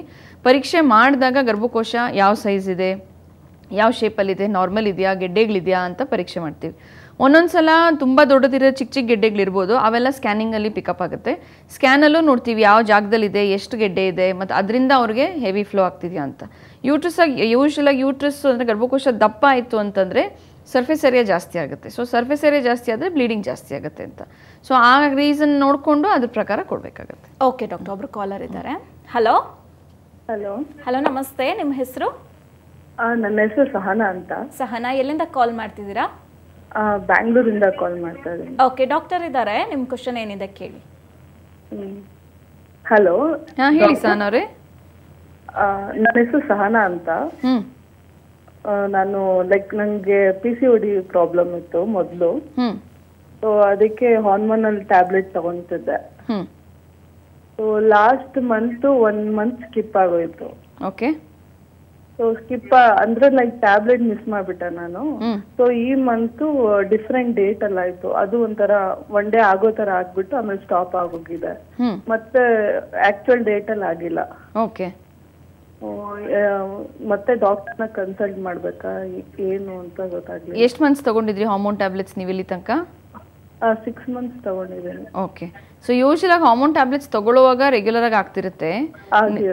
ಸೊ ನೀವು ಆ ಟ್ಯಾಬ್ಲೆಟ್ಸ್ ನಿಲ್ಲಿಸಿದಾಗ ಹಾರ್ಮೋನ್ ಎಫೆಕ್ಟ್ ಹೊಟ್ಟೋಗುತ್ತೆ, ಆ ಸೈಕಲ್ಗೆ ಅಷ್ಟೇ ಇರುತ್ತೆ ಎಫೆಕ್ಟು. ಸೊ ಮತ್ತೆ ಮೋಸ್ಟ್ಲಿ ನಿಮ್ಮ PCODನೇ ವಾಪಸ್ ಇದಾಗಿರುತ್ತೆ, ಸ್ಟಾರ್ಟ್ ಆಗಿರುತ್ತೆ. ಸಡನ್ ವೇಟ್ ಕೂಡ ಇನ್ಕ್ರೀಸ್ ಆಗಿದೆ ಮೇಡಂ. ಸೊ ಯೂಶಲಾಗಿ ಅದು ಪೀರಿಯಡ್ ಟ್ಯಾಬ್ಲೆಟ್ಸ್ ನಿಲ್ಲಿಸಿದಾಗ ನೆಕ್ಸ್ಟ್ ಮಂತಲ್ಲಿ ಕರೆಕ್ಟಾಗಿ ಪೀರಿಯಡ್ ಆಗಿಲ್ಲ ಅಂತಂದರೆ ನಿಮ್ಮ PCOS ಮತ್ತೆ ಬಂದಿರ್ಬೋದು. ಒಂದ್ಸಲ ಮೀಟ್ ಮಾಡಿಬಿಟ್ಟೆ ತೊಗೊಳ್ಳಿ. ನಿಮ್ಗೆ ಬರೀ ಸ್ಪಾಟಿಂಗ್ ಆಗ್ತಿದೆ, ಬ್ಲೀಡಿಂಗ್ ಸರಿಯಾಗಿ ಆಗ್ತಿಲ್ಲ ಅಂದರೆ ಅದು PCOS ಕಾರಣನೇ ಇರುತ್ತೆ. ಓಕೆ. ಸೊ ನಿಮ್ಮ ಡಾಕ್ಟ್ರನ್ನೇ ಮತ್ತೆ ಭೇಟಿಯಾಗಿ ಅವ್ರು ಮತ್ತೆ ಅದೇ ಪಿಲ್ಸ್ ಹೇಳ್ತಾರಾ ಅಥವಾ ಬೇರೆ ಏನಾರ ಹೇಳ್ತಾರಾ ಅಂತ ನೋಡಿ. ಡಾಕ್ಟರ್ ಒಬ್ರು ಕಾಲರ್ ಇದ್ದಾರೆ. ಹಲೋ ಹಲೋ, ನಮಸ್ತೆ ಮಾ, ನಿಮ್ಮ ಹೆಸರು?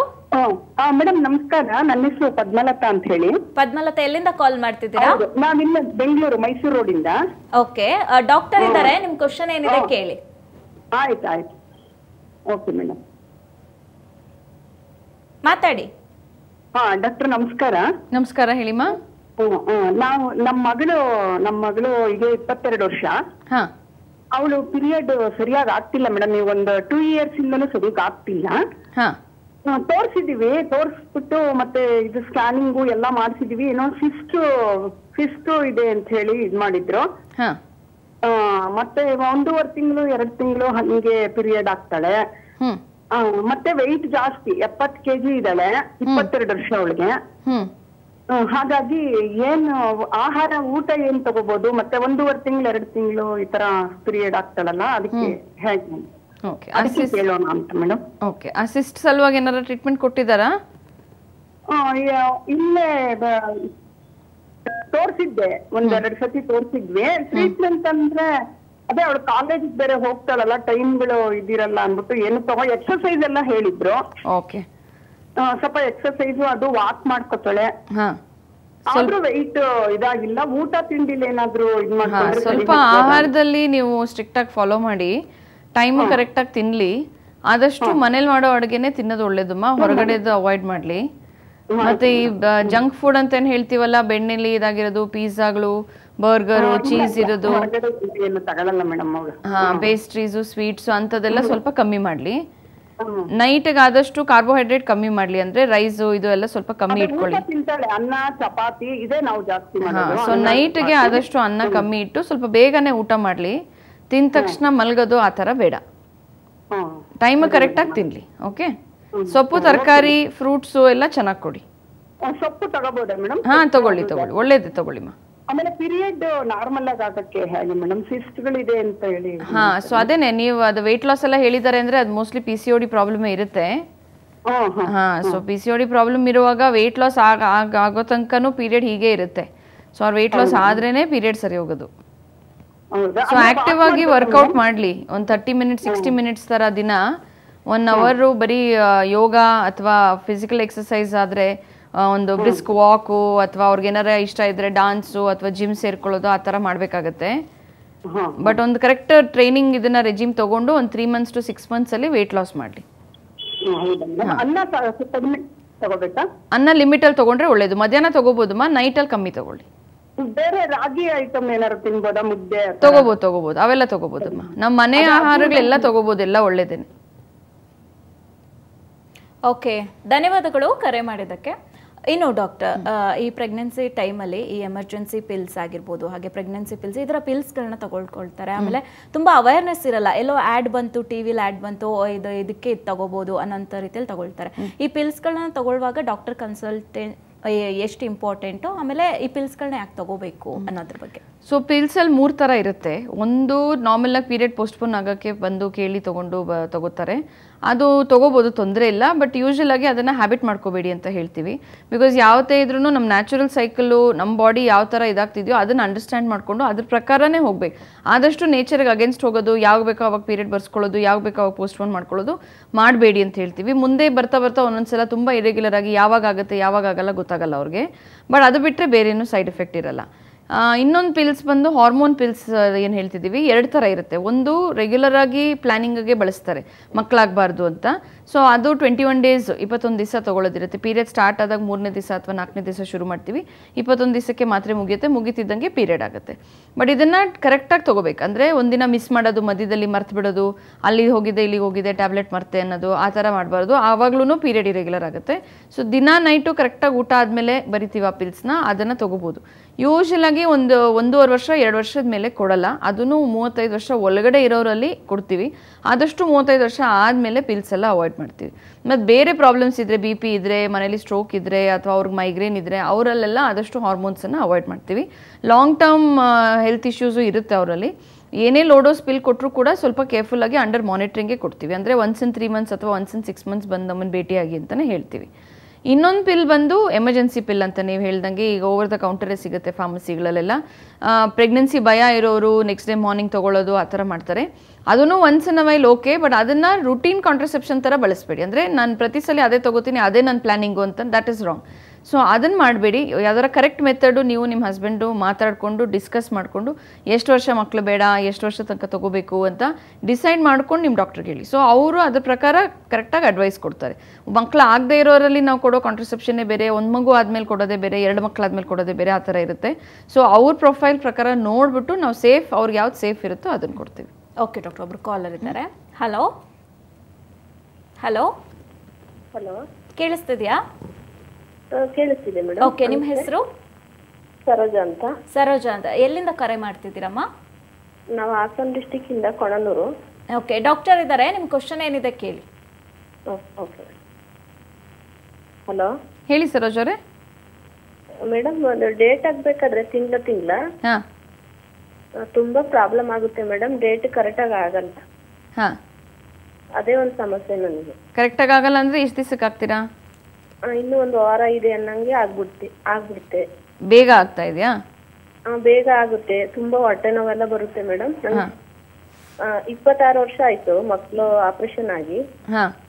ಅವಾಗ್ಲಿಂದ ಏನಿರ್ಲಿಲ್ಲ, ಈಗ ಒಂದು 5-6 ವರ್ಷದಿಂದ ತುಂಬಾ ಹೊಟ್ಟೆ ನೋವು ಜಾಸ್ತಿ ಹೋಗುತ್ತೆ. ಬ್ಲೀಡಿಂಗು? ಬ್ಲೀಡಿಂಗ್ ಜಾಸ್ತಿ ಹೋಗುತ್ತೆ ಮೇಡಮ್. ಓಕೆ. ವೈಟ್ ಡಿಸ್ಚಾರ್ಜ್ ಏನಾರು ಆಗುತ್ತಾ? ಬಿಳುಪು ಏನಾರ ಹೋಗುತ್ತಾ? ಆ ತರ ಏನಿಲ್ಲ ಮೇಡಮ್. ತುಂಬಾ ಮಾಮೂಲಿ ತಿಂಗಳಲ್ಲಿ ಇನ್ನೂ ಒಂದು ವಾರ ಬರ್ಬೇಕು ಅನ್ನಂಗೆ ಆಗ್ಬಿಡ್ತೀನಿ. ಓಕೆ. ಬ್ಲಡ್ ಚೆಕಪ್ ಅಲ್ಲಿ ಒಂಚೂರು ಥೈರಾಯ್ಡು ಶುಗರ್ ಎಲ್ಲ ಚೆಕ್ ಮಾಡಿಸ್ಕೊಂಡು ಒಂದು ಸ್ತ್ರೀ ರೋಗ ತಜ್ಞರ ಹತ್ರ ಒಂದು ಪರೀಕ್ಷೆ ಮಾಡಿಸಿಮಾ. ಗರ್ಭಕೋಶ ಸೈಜ್ ಎಲ್ಲ ನೋಡಿ ಬೇಕಾದ್ರೆ ಒಂದು ಸ್ಕ್ಯಾನಿಂಗು ಹೇಳ್ತಾರೆ. ಸರಿ. Okay okay okay, thank you ಕರೆ ಮಾಡಿದ್ದಕ್ಕಾಗಿ. ಇನ್ನು ಡಾಕ್ಟರ್, ಮಹಿಳೆಯರ ಇತ್ತೀಚಿನ ದಿನಗಳಲ್ಲಿ ಕ್ಯಾನ್ಸರ್ ಕೂಡ ಹೆಚ್ಚಾಗಿ ಬರ್ತಾ ಇದೆ. ಹೆಚ್ಚಾಗಿ ಮಹಿಳೆಯರಲ್ಲಿ ಯಾವ ಕ್ಯಾನ್ಸರ್ ಕಾಣಿಸ್ಕೊಳ್ಳುತ್ತೆ ಮತ್ತು ಯಾಕೆ ಅಂತ? ಸೊ ಇಂಡಿಯಾನಲ್ಲಿ ಮೋಸ್ಟ್ ಕಾಮನ್ ಕ್ಯಾನ್ಸರ್ ಲೇಡೀಸಲ್ಲಿ ಅಂದರೆ ವುಮೆನ್ನಲ್ಲಿ ಬ್ರೆಸ್ಟ್ ಕ್ಯಾನ್ಸರ್ ಅಂದರೆ ಸ್ತನದ ಕ್ಯಾನ್ಸರ್ ಅಂತೀವಿ. ನಂಬರ್ 1 ಕ್ಯಾನ್ಸರ್ ಇನ್ ಇಂಡಿಯಾ ಅದೇ ಇದ್ರದ್ದು ಇವಾಗ. ಸೆಕೆಂಡ್ ಮೋಸ್ಟ್ ಕಾಮನ್ ಕ್ಯಾನ್ಸರ್ ಅಂದರೆ ಸರ್ವಿಕ್ಸ್ ಕ್ಯಾನ್ಸರ್, ಅಂದರೆ ಗರ್ಭಕೋಶದ ಕಂಠದ ಅದರ ಗರ್ಭಕೋಶದ ಬಾಯಿ ಅಂತೀವಲ್ಲ ಸರ್ವಿಕ್ಸ್ ಅಂತ, ಅದ್ರದ್ದು ಕ್ಯಾನ್ಸರು ಸೆಕೆಂಡ್ ಮೋಸ್ಟ್ ಕಾಮನ್ ಇದೆ. ಎರಡೂ ಕ್ಯಾನ್ಸರು ಡೇಂಜರ್ ಇದೆ, ಬಟ್ ಎರಡೂ ಕ್ಯಾನ್ಸರ್ಗೆ ಟ್ರೀಟ್ಮೆಂಟ್ ಚೆನ್ನಾಗಿದೆ. ಮತ್ತು ಎರಡೂ ಕ್ಯಾನ್ಸರಲ್ಲಿ ಸ್ಕ್ರೀನಿಂಗ್ ಇದೆ, ಅಂದರೆ ಅದು ಬರೋ ಚಾನ್ಸ್ ಇದೆಯಾ ಅಥವಾ ಬಂದಿದೆಯಾ ಅಂತ ನೋಡೋಕ್ಕೆ ಅದಕ್ಕೊಂದು 5ರಿಂದ 10 ವರ್ಷ ಮುಂಚಿತವಾಗೇ ನಾವು ಟೆಸ್ಟ್ ಮಾಡ್ಬೋದು. ಸೊ ಅದಕ್ಕೆ ನಾವು ಈ ನಡುವೆ ಆದಷ್ಟು ಅವೇರ್ನೆಸ್ ಕ್ರಿಯೇಟ್ ಮಾಡ್ತಿದ್ದೀವಿ. ಬ್ರೆಸ್ಟ್ ಕ್ಯಾನ್ಸರ್ ಸ್ಕ್ರೀನಿಂಗು ಮತ್ತು ಸರ್ವಿಕ್ಸ್ ಕ್ಯಾನ್ಸರ್ ಸ್ಕ್ರೀನಿಂಗ್ ಅಂತ ಏನಿದೆ ಎರಡೂ ಮಾಡಿಸಿ ಆದಷ್ಟು 35 ಇಯರ್ಸ್ 37 ಇಯರ್ಸ್ ಆಗ್ತಿದ್ದಂಗೆ ಎಲ್ಲ ಲೇಡೀಸ್ಗೂ ನಿಮಗೆ ಸಿಂಪ್ಟಮ್ಸ್ ಇರಲಿ ಇಲ್ಲದೆ ಇರಲಿ, ಕಂಪ್ಲೇಂಟ್ ಇರಲಿ ಇಲ್ಲದೆ ಇರಲಿ, ಫ್ಯಾಮಿಲಿ ಹಿಸ್ಟ್ರಿ ಇಲ್ಲದೆ ಇದ್ರೂ ಎಲ್ಲ ಸ್ಕ್ರೀನಿಂಗ್ ಸ್ಟ್ರಾಟಜಿ ಎಲ್ಲ ಮಾಡಿಸಿ ಅಂತೀವಿ. ಯೂಶಲಿ ಬ್ರೆಸ್ಟ್ ಕ್ಯಾನ್ಸರ್ಗೆ ಸ್ಕ್ಯಾನಿಂಗ್ ಆದರೂ ಮಾಡ್ಬೋದು, ಇಲ್ಲಾಂದರೆ ಒಂದು 40-45 ಇಯರ್ಸ್ ಆಗ್ತಿದ್ದಂಗೆ ಮ್ಯಾಮೋಗ್ರಾಮ್ ಅಂತ ಮಾಡ್ತೀವಿ. ಅದು ಎರಡರಲ್ಲಿ ಯಾವ್ದು ಬೇಕಾದ್ರೂ ಮಾಡ್ಬೋದು. ಅದ್ರ ಜೊತೆಗೆ ಸೆಲ್ಫ್ ಬ್ರೆಸ್ಟ್ ಎಕ್ಸಾಮಿನೇಷನ್, ಅಂದರೆ ಅವರೇ ಅವ್ರ ಬ್ರೆಸ್ಟನ್ನು ಎಕ್ಸಾಮಿನ್ ಮಾಡ್ಕೊಳ್ಳೋದು. ಅದಕ್ಕೆ ಹಲವಾರು ವೀಡಿಯೋಗಳಾಗಲಿ ಇದಾಗಲಿ ಇದೆ ಆನ್ಲೈನು, ನೋಡಿ ಕಲಿಬೋದು. ಬಟ್ ತಿಂಗ್ಳಿಗೆ ಒಂದ್ಸಲ, ಯೂಶಲಿ ಪೀರಿಯಡ್ ಆದಮೇಲೆ ಅಥವಾ ಒಂದು ಡೇಟ್ ಫಿಕ್ಸ್ ಮಾಡಿಕೊಂಡು ಪ್ರತಿ ತಿಂಗಳು ಒಂದ್ಸಲ ಅವ್ರ ಬ್ರೆಸ್ಟ್ ಎಕ್ಸಾಮಿನೇಷನ್ ಅವರೇ ಮಾಡ್ಕೋಬೇಕು. ಯಾವಾಗಲಾದರೂ ಏನಾರು ತೊಂದರೆ ಅನಿಸಿದ್ರೆ, ಏನಾರು ಗೆಡ್ಡೆ ಸಿಕ್ಕಿದ್ರೆ ಅಥವಾ ಏನಾರು ಚೇಂಜಸ್ ಕಾಣಿಸ್ತು ಅನಿಸಿದ್ರೆ ತಕ್ಷಣ ಹೋಗಿ ನಿಮ್ಮ ಡಾಕ್ಟರ್ ನೋಡಬೇಕಾಗತ್ತೆ. ಮತ್ತು ಸರ್ವಿಕ್ಸ್ ಕ್ಯಾನ್ಸರ್ಗೆ ಏನಿದೆ ಪ್ಯಾಪ್ಸ್ಮಿಯರ್ ಅಂತ ಟೆಸ್ಟಿಂಗ್ ಇದೆ, ಅದು OPD ಬೇಸಿಸಲ್ಲೇ ಮಾಡ್ತೀವಿ. ಯೂಶಲ್ ಆಗಿ ಒನ್ಸ್ ಇನ್ 3 ಇಯರ್ಸ್ 40 ಇಯರ್ಸ್ ಆಗ್ತಿದ್ದಂಗೆ 3 ವರ್ಷಕ್ಕೆ ಒಂದ್ಸಲ ಬಂದು ಒಂದು ನಾರ್ಮಲ್ ಎಕ್ಸಾಮಿನೇಷನ್ ಮಾಡೋ ಥರನೇ ಮಾಡ್ತೀವಿ. ಪೇಯ್ನ್ ಇಲ್ಲ, ಏನಿಲ್ಲ, 5 ನಿಮಿಷದ ಪ್ರೊಸೀಜರ್ ಅಷ್ಟೇ. ಸೊ ಗರ್ಭಕೋಶದ ಬಾಯಿಂದ ಆ ಸೆಲ್ಸನ್ನು ತೊಗೊಂಡು ಟೆಸ್ಟಿಗೆ ಕಳಿಸ್ತೀವಿ. ಆ ರಿಪೋರ್ಟ್ ಯೂಶಲಿ ಒಂದು 2 to 3 ಡೇಸಲ್ಲಿ ರಿಪೋರ್ಟು ಬರುತ್ತೆ. ಅದರಲ್ಲಿ ಗೊತ್ತಾಗುತ್ತೆ ಮುಂದೆ ಏನಾರ ರಿಸ್ಕ್ ಇದೆಯಾ ಕ್ಯಾನ್ಸರ್ ಬರೋಕ್ಕೆ. ಯಾಕೆಂದರೆ ಸರ್ವಿಕ್ಸ್ ಕ್ಯಾನ್ಸರಲ್ಲಿ 2-3 ಸ್ಟೇಜ್ ಹಿಂದೆನೇ ಗೊತ್ತಾಗುತ್ತೆ ಇನ್ನು ಮುಂದೆ ಆಗ್ಬೋದು ಕ್ಯಾನ್ಸರ್ ಅಂತ, ತುಂಬ ಚೇಂಜಸ್ ಕಾಣಿಸುತ್ತೆ. ಸೊ ಆ ಥರ ಇದ್ದರೆ ಅದ್ರ ಪ್ರಕಾರ ಅವ್ರಿಗೆ ಟ್ರೀಟ್ಮೆಂಟ್ ಕೊಟ್ಟು ಅದು ಬರದೇ ಇರೋಂಗೆ ನೋಡ್ಬೋದು. ಡಾಕ್ಟರ್, ಒಬ್ರು ಕಾಲರ್ ಇದ್ದಾರೆ, ಮಾತಾಡ್ಸ್ಕೊಂಡ್ಬಿಡೋಣ. ಹಲೋ ಹಲೋ ಮೇಡಮ್, ನಮಸ್ತೆ. ನಮಸ್ತೆ, ನಿಮ್ಮ ಹೆಸರು? ಅಮೃತ ಅಂತ. ಅಮೃತ, ಎಲ್ಲಿಂದ ಕಾಲ್ ಮಾಡ್ತಿದ್ದೀರಾ? ಮೇಡಮ್, ತುಮಕೂರಿಂದ ಕಾಲ್ ಮಾಡ್ತಾ ಇದ್ದೀನಿ. ಓಕೆ, ಡಾಕ್ಟರ್ ಇದ್ದಾರೆ, ನಿಮ್ಮ ಕ್ವಶನ್ ಏನಿದೆ ಕೇಳಿ. ಹೇಳಿ ಅಮೃತ. ಹಲೋ ಮೇಡಮ್, ನಮಸ್ತೆ. ನಮಸ್ತೆ ಮೇಡಮ್, ನಾನು 6 ಮಂತ್ಸ್ ಪ್ರೆಗ್ನೆಂಟ್ ಈಗ. ಮೇಡಮ್, ಇದು ಏನೋ ನನಗೆ ಇದು ಶುಗರ್ ಟೆಸ್ಟ್ ಮಾಡಿದ್ರು madam, GTT test. Second pregnant ಇವಾಗ ನಾನು. ಫಸ್ಟ್ ಪ್ರೆಗ್ನೆನ್ಸಿಲಿ ಏನು ಶುಗರ್ ಇರಲಿಲ್ಲ, ಬಟ್ ಇದು ಶುಗರ್ ಟೆಸ್ಟ್ ಅಲ್ಲಿ GTT ಟೆಸ್ಟ್ ಅಲ್ಲಿ 161 ಇತ್ತು. ಅದು ಜಾಸ್ತಿನಾ ಮೇಡಮ್ ಅಂತ ಅದ್ರ ಬಗ್ಗೆ ಕೇಳ್ಬೇಕಿತ್ತು. ಅದೇ 2 ಅವರ್ಗೆ ಚೆಕ್ ಮಾಡಿದ್ರಾ ಶುಗರ್ಸ್ನ? ಹೌದು, ಬೆಳಗ್ಗೆ ತಿಂದಾದ್ಮೇಲೆ ಇದು ಶುಗರ್ ಕೊಟ್ಟಿದ್ರು ಮೇಡಮ್, ಗ್ಲೂಕೋಸ್. ಅದಾಗಿ 2 ಅವರ್ಸ್ ಆದ್ಮೇಲೆ ಟೆಸ್ಟ್ ಮಾಡಿದಾಗ 161 ಇತ್ತು. 161 ಜಾಸ್ತಿನೇಮ್ಮ. 140 ಕಟ್ ಆಫ್ ಇದೆ. ಓಕೆ. ಸೊ 161 ಅಂತಂದ್ರೆ ಶುಗರ್ ಬಂದಿರ್ಬೋದು.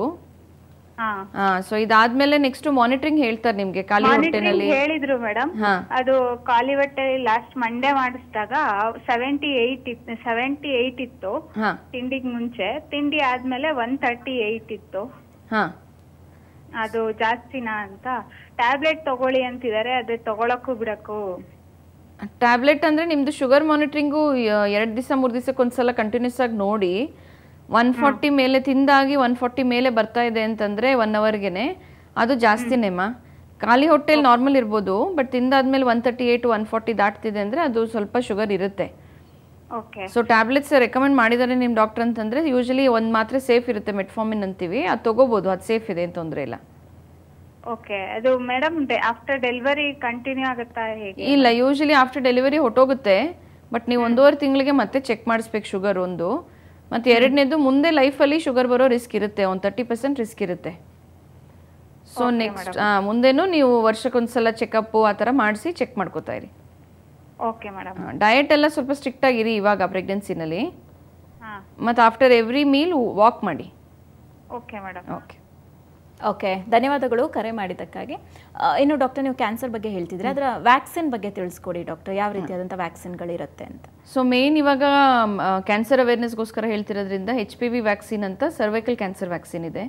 ಸರ್ವಿಕ್ಸ್ ಅದೇ ಗರ್ಭಕೋಶದ ಕಂಠದ ಕ್ಯಾನ್ಸರ್ಗೆ ವ್ಯಾಕ್ಸಿನ್ ಅವೈಲೇಬಲ್ ಇದೆ. ಈಗ ಆಲ್ ಓವರ್ ಇಂಡಿಯಾ ಎಲ್ಲ ಕಡೆ ಸಿಗ್ತಾ ಇದೆ. ಅವೇರ್ನೆಸ್ಸು ಜಾಸ್ತಿ ಇದೆ ಈ ನಡುವೆ HPV ವ್ಯಾಕ್ಸಿನ್ ಅಂತ.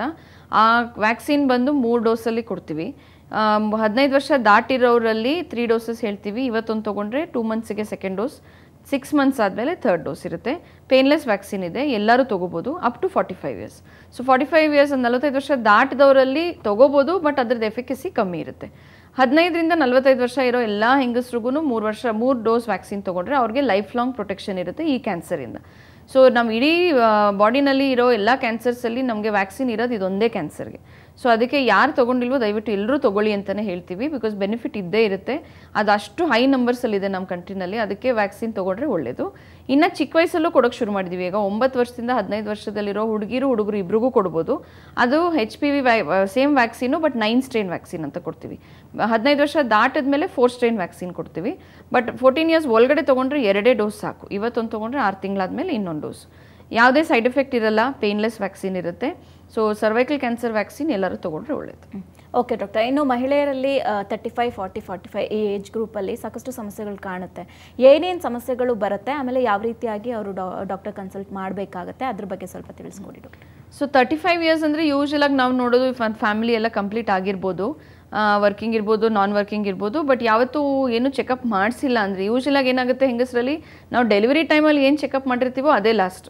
ಅದಾದಮೇಲೆ ನಾವು ಯಾವತ್ತೂ ರೆಗ್ಯುಲರಾಗಿ ಚೆಕಪ್ ಆಗಲಿ, ವರ್ಷಕ್ಕೊಂದ್ಸಲ ಇದಾಗಲಿ, ಅದು ತುಂಬ ಕಮ್ಮಿ. ವೆರಿ ಫ್ಯೂ ವುಮೆನ್ ಆ ಥರ ಅವರಾಗೆ ಹೋಗಿ ಚೆಕಪ್ ಮಾಡಿಸ್ಕೊಳ್ಳೋದು. ಮನೇಲಿರೋರ್ದು ಎಲ್ಲರದನ್ನು ನೋಡಿರ್ತಾರೆ, ಬಟ್ ಅವ್ರದ್ದನ್ನೇ ಅವ್ರು ನೋಡ್ಕೊಂಡಿರಲ್ಲ. ಸೊ 35 ಇಯರ್ಸ್ಗೆ ಒಂದು ಬೇಸಿಕ್ ಚೆಕಪ್ ಮಾಡಿಸಿ ಅಂತೀವಿ, ಜನರಲ್ ಚೆಕಪ್ ಅಂತಲೇ ಮಾಡ್ತೀವಿ. ಹಿಮೋಗ್ಲೋಬಿನ್ನು, ಒಂದು ಬೇಸಿಕ್ ಕೊಲೆಸ್ಟ್ರಾಲು, ಶುಗರ್ಸು, ಒಂದು ಅಲ್ಟ್ರಾಸೌಂಡು, ಪ್ಯಾಪ್ಸ್ಮಿಯರ್ ಆಗಿಲ್ಲ ಅಂದರೆ ಒಂದು ಪ್ಯಾಪ್ಸ್ಮಿಯರು, ಒಂದು ECG, ಎಕ್ಸ್ರೇ, ಅಷ್ಟೇ ಬೇಸಿಕ್ ಬರುತ್ತೆ. ಇದರಲ್ಲಿ ಎಲ್ಲ ನಾರ್ಮಲ್ ಇದ್ದರೆ ಯೂಶಲಿ ಎವ್ರಿಥಿಂಗ್ ಈಸ್ ಓಕೆ, ಏನು ಬೇಕಾಗೋದಿಲ್ಲ. ಮಂತ್ಲಿ ಕರೆಕ್ಟಾಗೆಲ್ಲ ನಡ್ಕೊಂಡು ಹೋಗ್ತಿದ್ರೆ ಆಗುತ್ತೆ. 40 ಇಯರ್ಸ್ ಬರ್ತಿದ್ದಂಗೆ ಒಂದು ಪ್ಯಾಪ್ಸ್ಮಿಯರ್ ಯಾವತ್ತೂ ಮಾಡಿಲ್ಲ ಅಂದರೆ ಒಂದು ಪ್ಯಾಪ್ಸ್ಮಿಯರ್ ಕಂಪಲ್ಸರಿ ಇರುತ್ತೆ.